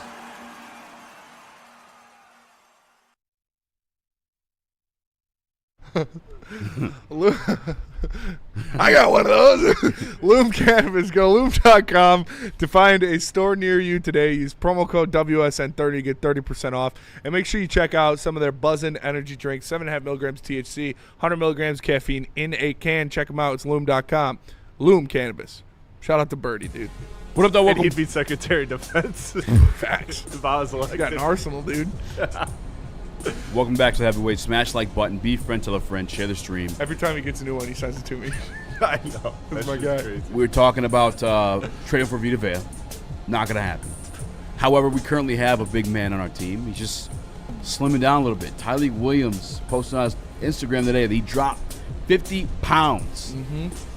And I think everyone needs to fucking relax a little bit. This is a guy. I say this because I was watching Jeff and Booner a little bit. And I love the guys. But Booner's like, he can't play defensive tackle now. So Jeff's saying the same thing. How is he going to play nose tackle? But he's not dropping from fucking 320. He's dropping. This guy, when he got to Ohio State, was like 360 pounds. Yeah. He's starting from there, coming down from there. This guy gets big in the offseason. His first year being a millionaire, probably got a little heavy in the offseason. Yes. Eating good. Yes. He says himself, I like to eat. I remember specifically when Brad Holmes and Dan Campbell drafted him on the behind the den, they were in there talking about, man, this guy next to Mac, they want him at the nose tackle. They want him as the big defensive tackle. I think everybody's calmed down a little bit. He's not 290. He's not 260. He's not moving to the linebacker. He's dropping 50 pounds from probably like 370. Something big like that. Yeah. He's still going to be a big man. He's still going to be like your big defensive tackle, in my opinion. Absolutely. He's going to be the space eater. He's going to be the man in the middle. He's going to be the guy that is your potentially Vita Vea. So, it's not like the Lions would allow him to drop to 260 pounds. Like, that's not going to happen. So, don't worry. We're not testing him out at edge this year. It's like you said, he probably got a little rich. He got a little bigger. Detroit's got a lot of good food, and he decided to cut some pounds. Is he under 300 pounds? Like, maybe he's around 290 or something like that, but that's still fine to play nose tackle in the league. When you're strong and you're big and you're leveraged and you know what you're doing, the guy is not going to put his role on this team in jeopardy to lose weight. It was obviously orchestrated, conducted, and emphasized by the Lions that it was something that he needed to do to put himself in better shape so he can play more games, so he can play throughout a game.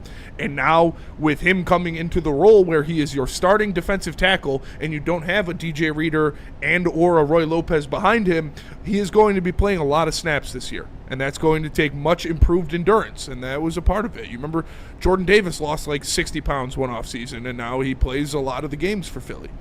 Yeah, that's something he said. I know when he's back in Ohio State. Is there like an interview after he got drafted? But he was talking about his freshman year at Ohio State because of COVID. He came in at like 360, 370. Yeah.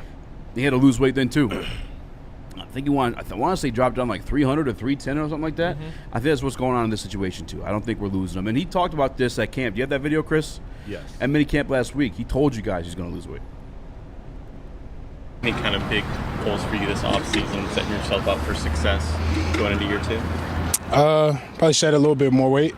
Like I said, just playbook, being a better teammate. That's probably it. What about your position? Do you expect that to maybe expand a little bit in terms of moving up and down the line a little bit? Yeah, I think I'll be playing some nose this year and some 3-tech, but we'll see. Yeah, and told you to lose the weight. Told you playing nose tackle. In the very next question, I want people to calm down a little bit. Yeah, I know our boys are up here fear mongering. It's not. Tyleek's playing defensive tackle. They were that worried about it? You know how Boone gets. Oh my God, man. Yeah. Tyleek's done. Waste of a pick. He lost some weight. They're calling him Ozempic Williams. Are they really? No, I don't. Oh, that'd be funny. That'd be insane. No, I think Tyleek's gonna have a good year. I think he's getting in playing shape. We're gonna be on the field more. Last year, splitting reps with Roy Lopez. Yeah. Probably needs to get in shape because this year we don't have Roy Lopez to split reps with. Absolutely. Matter of fact, I couldn't even tell you who's behind him at the big D or big defensive tackle spot. Maybe no. I couldn't either. I really couldn't tell you. This is a good thing for the Lions. Like, don't let people tell you that it's not a good thing that one of their younger players got into better shape. We see this happen with defensive tackles throughout the league all the time because they do get too big in college. You're not playing as fast as you do in the pros. You're not exerting yourself as much as you do in the pros. You can be a little out of shape if you're playing defensive tackle in college. Not in the NFL. You're asked to do a lot more. You're asked to do a lot of different things. It's much more fast-paced, much more intense game. And you need to make sure that your endurance and your stamina are there. And that's what he did this offseason, which is a great thing to hear, and all Lions fans should be happy. So if anybody's fear-mongering it, just come on. Tell them they're stupid and they're chasing the best players in our town out. Yeah. but cape for a Houston running back. You're scaring the good players. Yeah, but hate a 2-time Cy Young winner for wanting money. Make it make sense, cool. Make it make sense. It's just, that they see a wave to ride, they ride the wave. Can't hate on it. I'm with them. Not them, but Yeah. you on this one. You got anything on this, Skywalker? Chris? Tyliek? Yeah, dropping 50 pounds. Bro, I mean, I feel like that's just NFL. You need endurance. Like, Yeah. I still think he's going to be fine stuff in, the B gap, any gap, really. The 50 pounds isn't really going to matter. I imagine that's mostly, if not all, just pure fat. So, like, he's just going to be faster and stronger. It's just a win-win scenario. I don't see the downside in this at all. He tweeted it. I wasn't 328, relax. He said, I was not 328 5 months ago. Let's relax. Yeah, bro was probably 350, 355. Oh, yeah. I'm thinking north of that. Probably. It's really easy to put on weight. Like 370. Yeah. You know what I'm saying? I get first year being a millionaire and you like food. And Detroit, brother, you're going to get big. Detroit. I know, Jeff and Booner might be teetering on that line, but don't listen to skinny guys talk about fat guys. They don't know. We know. Facts. Thank you. Actually, I love that. Yeah. I don't want to bash him. When Booner says a disrespectful stuff about Lee McNeil, talking about the sack numbers, but it's not a defensive tackle's job to go get sacks. No. If they're getting sacks, that's a plus. Yeah. Don't listen to skinny guys talking about big guys. Yeah. I'm with you on that one. That's a law around here. Unless you were over 300 pounds at one point in your life, I don't want to hear you complaining about a defensive tackle losing weight, because you don't know how big those guys actually are. You don't know how much a Tyliek Williams actually weighed. Look at Hutch walking next to Morgan Wallen on that walkout. Just imagine that being a fat man. Yeah. You're going to get it to 380. Yeah. Easily. Like if Hutch let himself go, he'd be cruising in at like 400 pounds almost. The guy's almost 300 pounds looking the way he does. Yeah. Like, these guys weigh way more than we think. And every time they're put on a scale or a list that they put on an actual paper and give out, it's always more flattering to them. Yeah. So, like, I guarantee Tyliek Williams is still above 300 pounds. How come when women do it, they're champions? B. Ann Hathaway. Don't take the shot. All right, let's go to break. Come back. Tell us about amnesia. Shout out Nitty Gritty, dude. That's good to hear. Amnesia. Hell yeah, Nitty. God damn. Oh, yeah. Find an Amnesia near you today. Pretty much every dispensary around sells them. If you walk into a dispensary and you ask for the Amnesia Switch, you're going to get the best vape in the game. It's got 2 flavors of liquid THCA diamonds in a single device. You just press a button to choose between them or hit them both at the same time. Shout out to Amnesia, the Switch from Amnesia. Find it at any dispensary near you. It's Amnesia. Hunting season is almost here, Detroit, and your Lions are on the prowl. Make sure you're locked into Woodward Sports for all the Dan Campbell reactions. Jared Goff touchdowns, Amon-Ra first downs, Penny pancakes, Kerby picks, Gibbs big plays, and of course, Jack Fox's leg. Stay locked in on all your Lions coverage right here on Detroit's #1 sports network, Woodward Sports. You're building a whole combat sports enterprise in the heart of it in Detroit, and that's what I think is the coolest. I think with opportunity, right? Like you said, maybe you like to punch people in the face for real, and you want to be a boxer, and you have an option there. Maybe you don't like getting punched in the face, and you want to make, you like the theatricals and the storylines, and so you have an avenue here. Maybe you start at one and then want to change to the other. I don't care. I just want you in the building and know that you have some place to go to explore that. Just having the ability to what do you want to do and how do you want to do it to the best of your ability? And, you know, it all starts with the kids. We don't like to brag that we are the toughest sports network in Detroit, but we do have a guy named Darren McCarty on our side. Woodward Sports.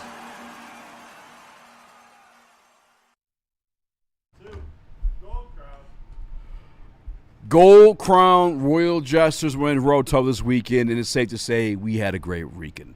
4 times infused, quad infused, Keef coated. One of the best things going right now is the Gold Crowns. Make sure next time in the dispensary you grab one. Don't think, just ask. Smoke like royalty only with Gold Crown. Actually, put on heavy for a few brands this weekend. Had a couple people over, I was passing them out. Oh, can I get more of those? Yeah. Put on for Gold Crown a little bit. Shout out Gold Crown. Also, our other guys that we frequent too. I'm not gonna say right after an ad read, but shout out Gold Crown. Shout out Gold Crown. Chris, we got some more football stuff. We want to take this spin. We got a bunch of stuff here. We got KD chilling with Cade Cunningham over the weekend. Come on, man. Posted Drake. We got Gibbs putting on some weight. Do we have other pictures with that one, or what's yeah. Okay. He just looked bigger. Looking big. He looked like his arms looked bigger, which maybe we can do that. I mean, we don't really need the picture, but heavyweights, we're always talking about weight on this show. Yeah, that fat fuck Jahmyr Gibbs. No, it's now here's a guy who can lose 50 pounds. Yeah, Jahmyr Gibbs. They did the media day pictures. The Lions posted the media day pictures, and Jahmyr Gibbs looked, to me at least, noticeably bigger in the arms and the chest and stuff like that. Which I think, obviously, as he grows and gets more and more involved in this league, that's what happens. But I think he also needed that a little bit to kind of, add to, if he's going to take over as the bell cow, as the wide receiver, or as the running back one, he's going to need a little bit more, junk in the trunk to kind of handle those amount of carries and the amount of beating a true running back one takes in this league. How confident are you that Jahmyr Gibbs can withstand that type of workload? I think the way they've handled his carries leading into this season is what's going to help it. You could do it. Go ahead. Yeah. Is what's going to help it out a little bit. Bro's looking his arms look pretty fucking big. Yeah. And I mean, it's not like he was ever a real skinny guy. Yeah. He's always been jacked. He looks a little thicker. Arms looking pretty big. I think he should, man. Again, it's a long season, a long 17-game season, and all due respect to Isaiah Pacheco, but they're going to want the football in your hands, brother. They ain't going to want to take you off the field because they know what you can do at any given moment. I would like for him to get a little thicker because I think he'd still be explosive. I was watching a video of him and Monty just stretching before a game randomly on Twitter. I think I was scrolling past, and I was like, it's visible how much thicker Monty was than Gibbs. Yeah. Now, I don't know what year that was. If it was the rookie or not. Actually, I think it might have been last year because the number changed. But I was like, Gibbs could put on a little bit more weight. A little bit. I wouldn't be mad if he put on a little bit more weight, got a little thicker. I feel like I'm fine at sacrificing a little bit of his speed. I don't think his explosiveness will really change at all, but he's going to be taking way more snaps. I'd much rather him be a little more muscular and just feel protected than the downside of him possibly getting injured and playing like he did these past couple seasons. Yeah, because he is such a weapon to have out there at any time, especially on third downs. And I know Stick brought up that you shouldn't pay him because he can't pass protect, which is just absolutely ridiculous. But he isn't the best pass protector, and putting on some weight, having a more sturdy base, having the stronger upper body can definitely help in situations like that. And you need him out there as much as possible. Like you said, I think we all like Pacheco for his role, but I don't think anybody wants to see him out there instead of Gibbs. Million, quadrillion %. The other stuff we got on the docket too, Chris, do you have the photo of this? Cade and KD chilling? Did you send it by chance? No, I didn't. I can get it while you talk can, about it. No, What happened? Yeah, so Kevin Durant made a cryptic post over the weekend. It was him sitting next to the one, the only Cade Cunningham, with the song playing by Drake, "Make Them Cry," which, if you know Iceman, if you know that album, that song is Drake, talking about his disdain for his current situation, going against the label, this and that. And so there's some lines in Iceman that if you go through, and I'll pull them up while you're getting the picture. I see the photo just now. Okay, I'll get that. But there's some lines in Iceman that you could see Kevin Durant kind of using to shade Houston. This is to me the most passive-aggressive trade request in NBA history. He clearly is leaning into. So you're going all the way. It's a trade first request. time. The post. The post itself isn't a trade request, but it's letting it be known that he does not want to be in Houston, if that makes sense. That's how I'm interpreting it. Because now this isn't just one post you're doing when you were trolling, right when the conversation was hot. This conversation died down. Pistons fans, we gave up. We thought this was over. We were like, man, gotta talk about Jalen Duren again and all of that. And now we're having Kevin Durant conversation again because of Kevin Durant. So I think that he truly does want to play in Detroit with Cade Cunningham. I think that idea fascinates him. I think he is over the Houston situation. Kevin Durant, I mean, look, the last couple of situations he's been in, he's wanted to leave in the first year or two. Yeah. That's just the type of player he is. So come to death row for a year or two. I'm good with it. I'm good with it too. Hasn't it always been like sign trades other than like when he went to Phoenix? So let me think. Brooklyn was sign and trade. I don't know if Golden State was a sign and trade. I think he just outright I think it was a sign signed. trade. It might have been because it was free agency. But yeah, and then Phoenix was a trade, and then Houston was a trade request, a trade demand to Houston. He didn't sign with. And it was like it was a Nike event that they were at. Like Drake was there too. All the Nike athletes were there. Booker was there. Kevin Durant wasn't taking pictures and posting them with Devin Booker. Houston was a sign trade too. He was taking them and posting them with Cade Cunningham. And that does seem like which, again, we've talked about, like, Kevin Durant's kind of like the evil Cade Cunningham, like when they, how they go about their business and the type of guys they are. They're both very chill, both very, nonchalant, the nonchalant kings, that type of thing. But KD just, is addicted to Twitter and likes talking shit to randoms. Yeah. He's at least good at it. Which, thank God, KD Kerby doesn't do not that so shit. much. KD, he's good online. He's pretty funny. He's funny as shit. Yeah. But, yeah, I mean, if there is any possibility that you can get Kevin Durant, you're going to happen. Or I'll see like tweets from KD on like Instagram Reels and shit, and I generally can't tell if it's real or not. Like, yeah. Majority of them are real. Yeah, most of them are real. We had our own little discovery like that with Paul Reed. Wait, Paul Reed's got great tweets. Really? He's got great tweets throughout history.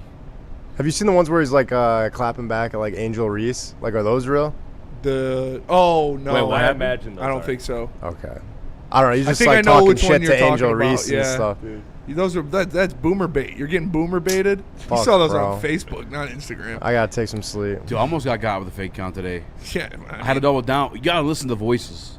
That's one thing. I don't want to say it because I don't want AI to figure out what they got to master. I mean, they already know, but I already said what it was. Actually, The voices? You've given them all the help. Yeah, when you hear them talk, it's You're not feeding like, the machine. It's not like a normal Not the fucking like, clankers. speech pattern Fucking at all. clankers, dude. You can tell it's a fucking clanker. But is this girl shooting a rifle in a bikini, and her ass was shaking like that? I'm like, this might be AI, bro. Yeah. And she sounded weird too. Went on the profile, 100,000 followers, by the way. It's AI as fuck. Damn. I gotta find it. That's terrible. Still followed her. That's crazy. Hey, bro. shout out Dom No, I didn't. Rivera in the chat, Almost did. dude. Shout out. Except for I was on Haven't the seen work him in forever. account. Wait, Shout out easy. Dom Rivera. Just tuned in. Is Kerby Joseph's career over? I need to know, says Dom Rivera. Ooh. It's up to interpretation. It's up to God. It's up to God. It's up to God. Honestly, it is really up to is. It's not good. It's not good. Yeah. Damn. It, we got. It was We were the just beginning of the talking about show. so happy. We just got over that. Yeah, we that did. hump emotion. Again, the season's gonna get here. It's gonna be a great, fun, A lot of fun. exciting season. Great. Lots of wins. Good football. Lots of dominant wins. I mean, we got guard. All due respect to him. Maybe I should shut up. I don't want to kneel us, but like, the schedule's looking pretty fun. Yes. Put it that way. Yeah. We got some easy matchups. Dolphins, Saints, Jets, Cardinals. We'll see, man. We'll Yeah. see. I don't know what's up with you and We'll these see. Cardinals, man. It's like it's him and Caleb. Jacoby Brissett ain't fucking. I don't give a fuck. No, bro. I'm just saying, like, yeah, they were ass last season, but that's last season. It's- Like, They're gonna be ass this year. Too. You know who's their OC? I'm not like a Cardinals No, fucking you're fan. good. You're I'm good. just talking I about just want to get this out like, the team. teams in Nathaniel general. Hackett. They signed Nathaniel Hackett as their OC. Yeah, And the Big 2-6. Absolute dog, bro. And then they were asking about Jeremiah Love. He's like, yeah, he's a rookie. It's a sound. It's a sound booth. Remember, Nick was fins up all year last year. Nick Yeah, was that was fit a Fuck crazy the like Dolphins, ride. Yeah, bro. that's Gotta why he's in the have a fucking team. hot dog suit. That is why he's in a hot dog suit. Pan He would not give that one up. He's doing the same thing with Derek Moore. 7 sacks for a fucking second round rookie. All right, bud. I guess. It's aggressive. I don't think It is aggressive. Mine's what, 4.5? I think so. Yeah, we bet it on. We got to figure that out. Yeah. I saw Danny G's comment like, Chris, are you reading too much into it? Again, this is now multiple posts. This is not when the topic is hot, not when the topic is a topic of conversation. You're reinserting it. Again, you could have posted photos with everybody else, but you posted you and Cade, you know, having a good time together. We all know you don't like Houston. That's very apparent. Yeah. It's very apparent what you think of your teammates. So it's a situation where, again, Pistons fans, you got to be rooting for the demise of Houston. The demise of Houston could be the success of the Pistons. Mailbag coming up next. Easy, tell us about Massage Chair House. The Massage Chair House. My guy Keith Giardo could use it. He seems a little bit stressed out. Go see my guy Dr. Dunk at the corner of Woodward and Long Lake Road, where you see the largest massage chair showroom this side of the Mississippi. If you guys aren't in the state of Michigan, go support our guy. You can support him online too. He's got the #1 massage chair view channel in the world as well too. Scan the QR code and visit him at massagechairhouse.com. For more Detroit Tigers coverage, make sure you subscribe to Woodward Tigers on YouTube. All Tigers, all the time. For the hardcore Detroit sports fans who can't get enough of the Motor City's teams. All season long, you'll get non-stop Tigers content from on-field interviews, post-game reactions, and roundtable insight from Woodward Sports. How do people feel about getting a Planet Fitness membership for $15 a month? How do they like working out in a clean and spacious gym that's filled with equipment for every workout? And how about free fitness training in the judgment-free zone that leaves them feeling energized all day long? Join Planet Fitness today with the free PF app, online or in club, and start getting that big fitness energy for $15 a month. A ton of fun, a ton of sports, and a ton of man meat. Welcome to the Woodward Heavyweights, live daily 5 to 7 p.m. on Woodward Sports.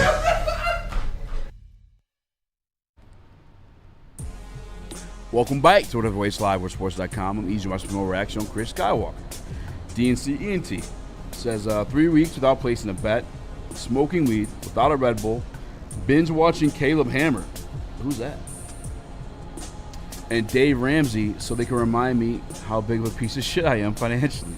Anytime I have an urge for any of those three, I put my money into the retirement account. I'm grinding a life change, man, and it's hard, but not nearly as hard as I thought. Lock the fuck in, man. I was preaching about it. I can't wait to retirement for 10 years with $0 in retirement account at 26. It's time. Shout out. Congratulations to you, man. I think I butchered a little bit at the end there, but like I'm fucking proud of you. Good shit, DNC. You were a sick fuck when it came to gambling. Yeah, you were. And that's where it's at. I mean, 10% gains is what it's been typically in retirement funds right now, in the big funds at least. Yeah. Right now, too, people are getting scary about that stuff. Yeah, We've been doing on the high yield savings account. It's like 4 to 6%. Yeah. Just put your money in it, and you get that every single month. Yeah. Every single month. Fidelity's got it. SoFi's got it. I think Morgan Stanley's, I think, has it too. Yeah. High yield savings accounts. They're so fucking easy. Yeah. I mean, it's at the tip of your fingers with your smartphone. You just download Fidelity and open up the account. I'm also very aggressive with my 401k too, man. I want to fucking retire early. Mailbag, from Icewater Olson, would you trade a package of Jalen Duren and Dylan Larkin to give Vita Vea? For sure. Keith Giardo says he's just trying to keep other teams in the dark. He knows Kerby will be back. Why is Kerby calm if his career is over? I don't know if you've been paying attention to Kerby online. He seems far from calm. Yeah, I wouldn't consider what he's doing right now calm. But and I don't want to say it's over. It's not over. But it just looks a little bleak. Do you have that video from Dan Campbell? The one I sent you? Luigi Gaming with the super chat in there. He says, with college football around the corner, what is the greatest rivalry game name? I have to go with BYU versus Utah, the Holy War. That's fucking tough. That is pretty sweet. Nothing's topping that. Yeah. Rivals versus the Red River rivalry. That's a good one as well. You know, Texas and Oklahoma. Catholics and convicts.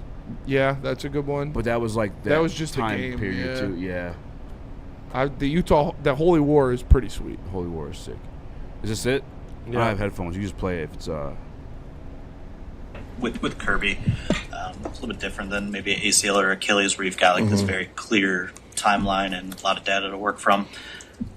just based on what you know through the process he's taken this offseason, whatever specialist he might see, what is your confidence level that you're going to be able to get, Kerby Joseph, what you expect out of him this season? Yeah, really, I don't know. I honestly do not know. I know this, we've done everything we can do, and he's done everything he can do to this point, and we are trying to be as smart as we can and not push this until we absolutely have to, because once we've done that, then we'll know one way or another. And it's not worth it right now. We're just slowly building, continuing the strength in there. He's getting treatment. He's done some of these different things at different places to try to help. So I feel good about that. I feel good about that we've done everything we can, and so is he. And so we won't know. I mean, honestly, we probably won't know until we get into the thick of training camp. There's a lot of. Well, there you go, Keith. I guess Dan Campbell's a piece of shit too, huh? I mean, what do we... Don't attack us. I just deliver the fucking news to you. Mm-hmm. I didn't do it. I didn't make his knee that way. Allegedly. Love you, Keith, but clean up, dude. Clean yourself up. Like my guy DNC. Shout out. Wipe yourself off, man. You did. DNC, you're still in your 20s, man. You start putting that money away, you're going to stack up. Ted E says, mailbag, big fan of you guys. Does Woodward Sports give out 401k and health insurance? No. No. That's why I've been big on that. That's why I've been saying that shit in the group chat to all these motherfuckers. Yeah. Get that money in now, because... No, they do not. Luckily, though, if this works out for us, it is a brutal business, but this works out for us. It's a job that when you're like 60, 70, you can still be doing, you know? Yeah. Dom Rivera said, mailbag, the top 2 people that made you racist. Easy's number 1 is Kenta Maeda. Yes.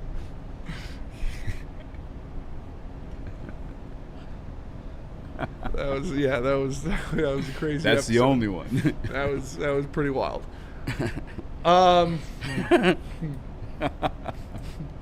could say it. What is he? Japanese. I'm Japanese. I'm like, whatever happened to that Korean Tigers baseball player? Do we send him back? The pitcher that wasn't actually Korean? No, he's still there. They did cut the actual Korean guy. The other part too. Yeah, check it out. We were thinking like Maeda being here, we could land that one pitcher. They end up going to the Dodgers anyway. Yeah, he couldn't even get that right. Nope. Fucking asshole! I hate that guy. Yeah, he was butt cheeks. Ass. Well, did we open the season with him on the mound? In 23? Yeah, opening day. Come on, dude. Mailbag, did you guys see that Fight Nation and on Sirius XM became a WWE channel 24/7? So how the fuck can I hear about the MMA and UFC analysis? Right here. Right here. Yeah. I'll try to get to it. I watched that fight over the weekend. It was. I did.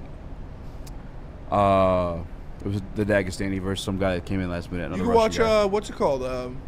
Ariel Helwani. Ariel Helwani had Dustin Poirier on and he tried to get him to say it. Yeah, let me. Yeah, that was funny. That was really funny. He's like, I don't know, Ariel. What was it? I don't know what you're talking about unless you say it. You keep me accountable. I'm gonna keep you accountable. Say it. Yeah, it was fucking awesome. I love Dustin Poirier. Yeah, he's great. Yeah, let me put you on games right now too. You're talking about like saving money. Fuck Apple Music. Fuck Spotify. YouTube Premium is where it's at. You still get all the music, if not more music, because you get all the bootleg shit that can't get cleared through Apple Music and Spotify. Mm-hmm. So you get all the mixtape stuff. And you get us, McAfee, Hawani, whoever you want, all commercial free. And you can close out your phone and still listen to it. That's where it's at. And once you do the YouTube Premium, you automatically get the YouTube Music app too, but you don't need it because YouTube has music as well. It's a no-brainer. If you're paying for Apple Music or Spotify, get YouTube Premium. So much better. I don't really use YouTube that much. But do you listen to music? You pay for Apple Music. Yeah, that's what I'm saying. Like, stop paying for that. Pay for YouTube. You get the YouTube and the fucking music. I don't really use the YouTube though. But you listen to music. Yeah. Ted E223 mailbag. Did you guys see the Arizona Cardinals moving where a fan base actually cares? The NBA, the NHL, they do that shit all the time. I don't know if any city except for Chicago is in the business of losing an NFL team. Did you see speaking of the NBA, did you see that Portland, dude, their new owner is just like terrible, dude. He just bought the team and he's like at war with the city. He got his coach arrested. He's threatening to move the franchise. Like, he's just being like really, really cheap. They didn't hire Thiago Splitter, who took the Bulls job, because they didn't hire him. No, Portland didn't hire him because they didn't want to offer him more than what he was making as an interim head coach. That's crazy. Like, this guy is just he's like, head coach of the Bulls now. Yeah. This guy came in, bought the team, and just nickel-dimed, and now is at war with the city and saying that he's moving Portland. The city? Like, yeah, the whole city. No, the basketball. Why don't we just take Portland and move it somewhere else? My YouTube screen time is 19 hours a day. Jesus I'm in the 0.01% per my YouTube premium reactivation email. Brother, get some sleep. That's your thing, too. Anytime you're trying to figure out what the fuck to do, like how to do shit, you YouTube it. Yeah, you gotta fucking wait for bullshit commercials. Bam, how do I fix my dishwasher? That's fair. If you own a home, YouTube Premium. I see the value of it. You getting commission off of this shit?